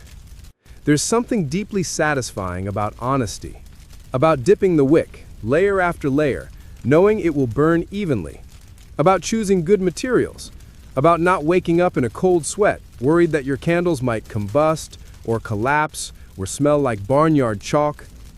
You fall asleep that night with the warm glow of your own handiwork beside you, the scent of real lavender floating on the air, and the knowledge that, at least in your shop, the only thing burning is the candle, not your reputation. And as the flame sways softly, casting sleepy shapes on the wall, you think, in a world of shadows, even the smallest honest light matters, even if it smells like rosemary and snail pride. The wind whistles faintly outside your shutters tonight, and the walls of your workshop creak like they're remembering old stories. You sit in the near dark, wrapped in a cloak that still smells faintly of beeswax and smoke, watching a single candle burn slowly in front of you, its soft glow dancing in slow rhythm with your breath. This candle, you realize, might be one of the last of its kind. Not in a dramatic way, not like some noble final torch passed down through centuries. No, we're not in a prophecy. But you feel the shift in the air, the change creeping into your sleepy corner of the world. One lantern, one gaslight, one oily wick at a time. Because the world is beginning to turn, and your humble craft, dipping and molding and trimming and melting, has begun to flicker in the wind of progress. Across the river, in the larger cities, oil lamps are becoming a thing. Imported whale oil, thick, potent, and persistent, is giving people brighter light for longer hours. Fewer drips, fewer odd smells, and, let's be honest, fewer apprentices throwing up over boiling tallow. Some merchants have begun talking about gaslight, too. Pipes running under streets, flames that appear with the twist of a knob. It sounds sorcery. It also sounds inevitable. Historians still argue whether candle-making truly died with the rise of modern lighting, or if it simply changed form, becoming a domestic art, a luxury trade, a decorative flourish for weddings and chapels. But sitting here now, with your wax-stained hands resting on your knees and your tools quiet on their shelves, you feel the truth settle gently. The age of candlelight is fading. And yet, it isn't sad. Not really, because even as gaslights flicker in the fancier parts of town, people still come to you, not just for light, but for the ritual of it, the comfort, the quiet, the knowledge that something made slowly, layered with care, dipped by hand and trimmed just so, holds a different kind of warmth. They don't say it out loud. Most just smile, drop a few coins, and leave with a taper or two wrapped in cloth. But you know what they're really buying. They're buying peace. They're buying the past in its softest form. One woman comes every week to buy a small beeswax candle for her reading nook. She says it makes her feel like a monk in a scriptorium, safe from the world. Another buys short tapers for her husband's grave. She never lights them, just leaves them there, like offerings, like memory. You even have a local scholar who buys imperfect candles, warped, stubby, even singed, because he claims they have character. He says a candle that's been through something lights the mind better. You're not sure you agree, but you like the sentiment. And so you keep making them. Even as prices shift, even as apprentices abandon their posts to work for lantern shops or oil merchants, you remain. Wax, wick, rhythm. It's all you need. Tonight, the candle on your table has almost burned down. Its wax has pooled in a slow, sleepy oval, its light now barely taller than your thumb. And yet, it's still beautiful, still flickering, still breathing. You reach out and gently cup the air around it, not to smother it, just to feel its warmth. It reminds you of the earliest days, when you were still an apprentice, nervously holding your first dipped taper, amazed that such a small thing could hold so much light. Back then, you thought candle making was simple. Heat the wax, dip the wick, let it cool, repeat. Now you know it's more than that. It's an art of patience, of care, of knowing when to wait, when to move, when to stop. It's the understanding that what you create may last only an hour, may burn unevenly, may drip and stutter and melt away, but in that time, it matters. You've passed this knowledge on, of course. You've trained a few steady hands, some stayed, some didn't. One young apprentice now runs her own stall across the square, selling candles shaped like mythical beasts. You find them garish. Children love them. You've even seen nobles buying scented tapers from merchant stalls. Lavender, sandalwood, cinnamon, even forest rain, whatever that means. They're perfectly rolled, machine pressed, shipped in boxes, cold. They smell fine, they look fine, but they don't feel alive. Not like yours. Yours still drip a little. Yours still hum when they burn, that faint hiss as wick meets air and wax. Yours are not perfect, but they're real. You lean back now, feeling the weight of years settle into your shoulders like a woolen blanket. You've known light and shadow, joy and inspection fines, apprentice drama and festival madness. You've outlasted trends, taxes, scandals, and chalk-filled rivals. You've kept the flame steady. And in a few minutes, this candle will gutter, sputter, and fade. But you won't. Because even as your hands grow slower, your shop quieter, your shelves less full, you'll always have wax, always have wick, always have the memory of glow. You'll always light one more candle, just in case, just to see, just because. And now, as the last of your candle melts into a golden puddle and the glow recedes into gentle shadow, you lean back in your chair, hands resting still, breath soft, and the weight of the quiet settling all around you. The world outside has long gone silent. No more clatter of carts, no more apprentices bickering over wick lengths, no footsteps echoing through cobbled alleys, just the faint crackle of the wick's last sigh. And perhaps, if you listen carefully, the distant rustle of wind brushing past shuttered windows. You feel the stillness inside you deepen, thoughts slow, drifting like bits of wax suspended in warm melt. There is nothing left to finish, nothing urgent to recall. Just the peace of knowing that your light, however small, however humble, was lit with care. Passed from hand to hand, from generation to generation, from flame to darkness. And maybe tomorrow, someone else will strike a flint, dip a wick, or whisper a blessing over a taper meant for someone they love. Maybe your hands taught theirs, maybe not. It doesn't really matter. Because for now, you've done enough. You've kept the warmth. You've tended the glow. You've given the night a little comfort to hold. So breathe easy now. Let your eyes grow heavy. Let the last wisps of candle smoke lull you with their sweetness, and let the silence gather around you like a gentle cloak. The day is done. The shop is closed.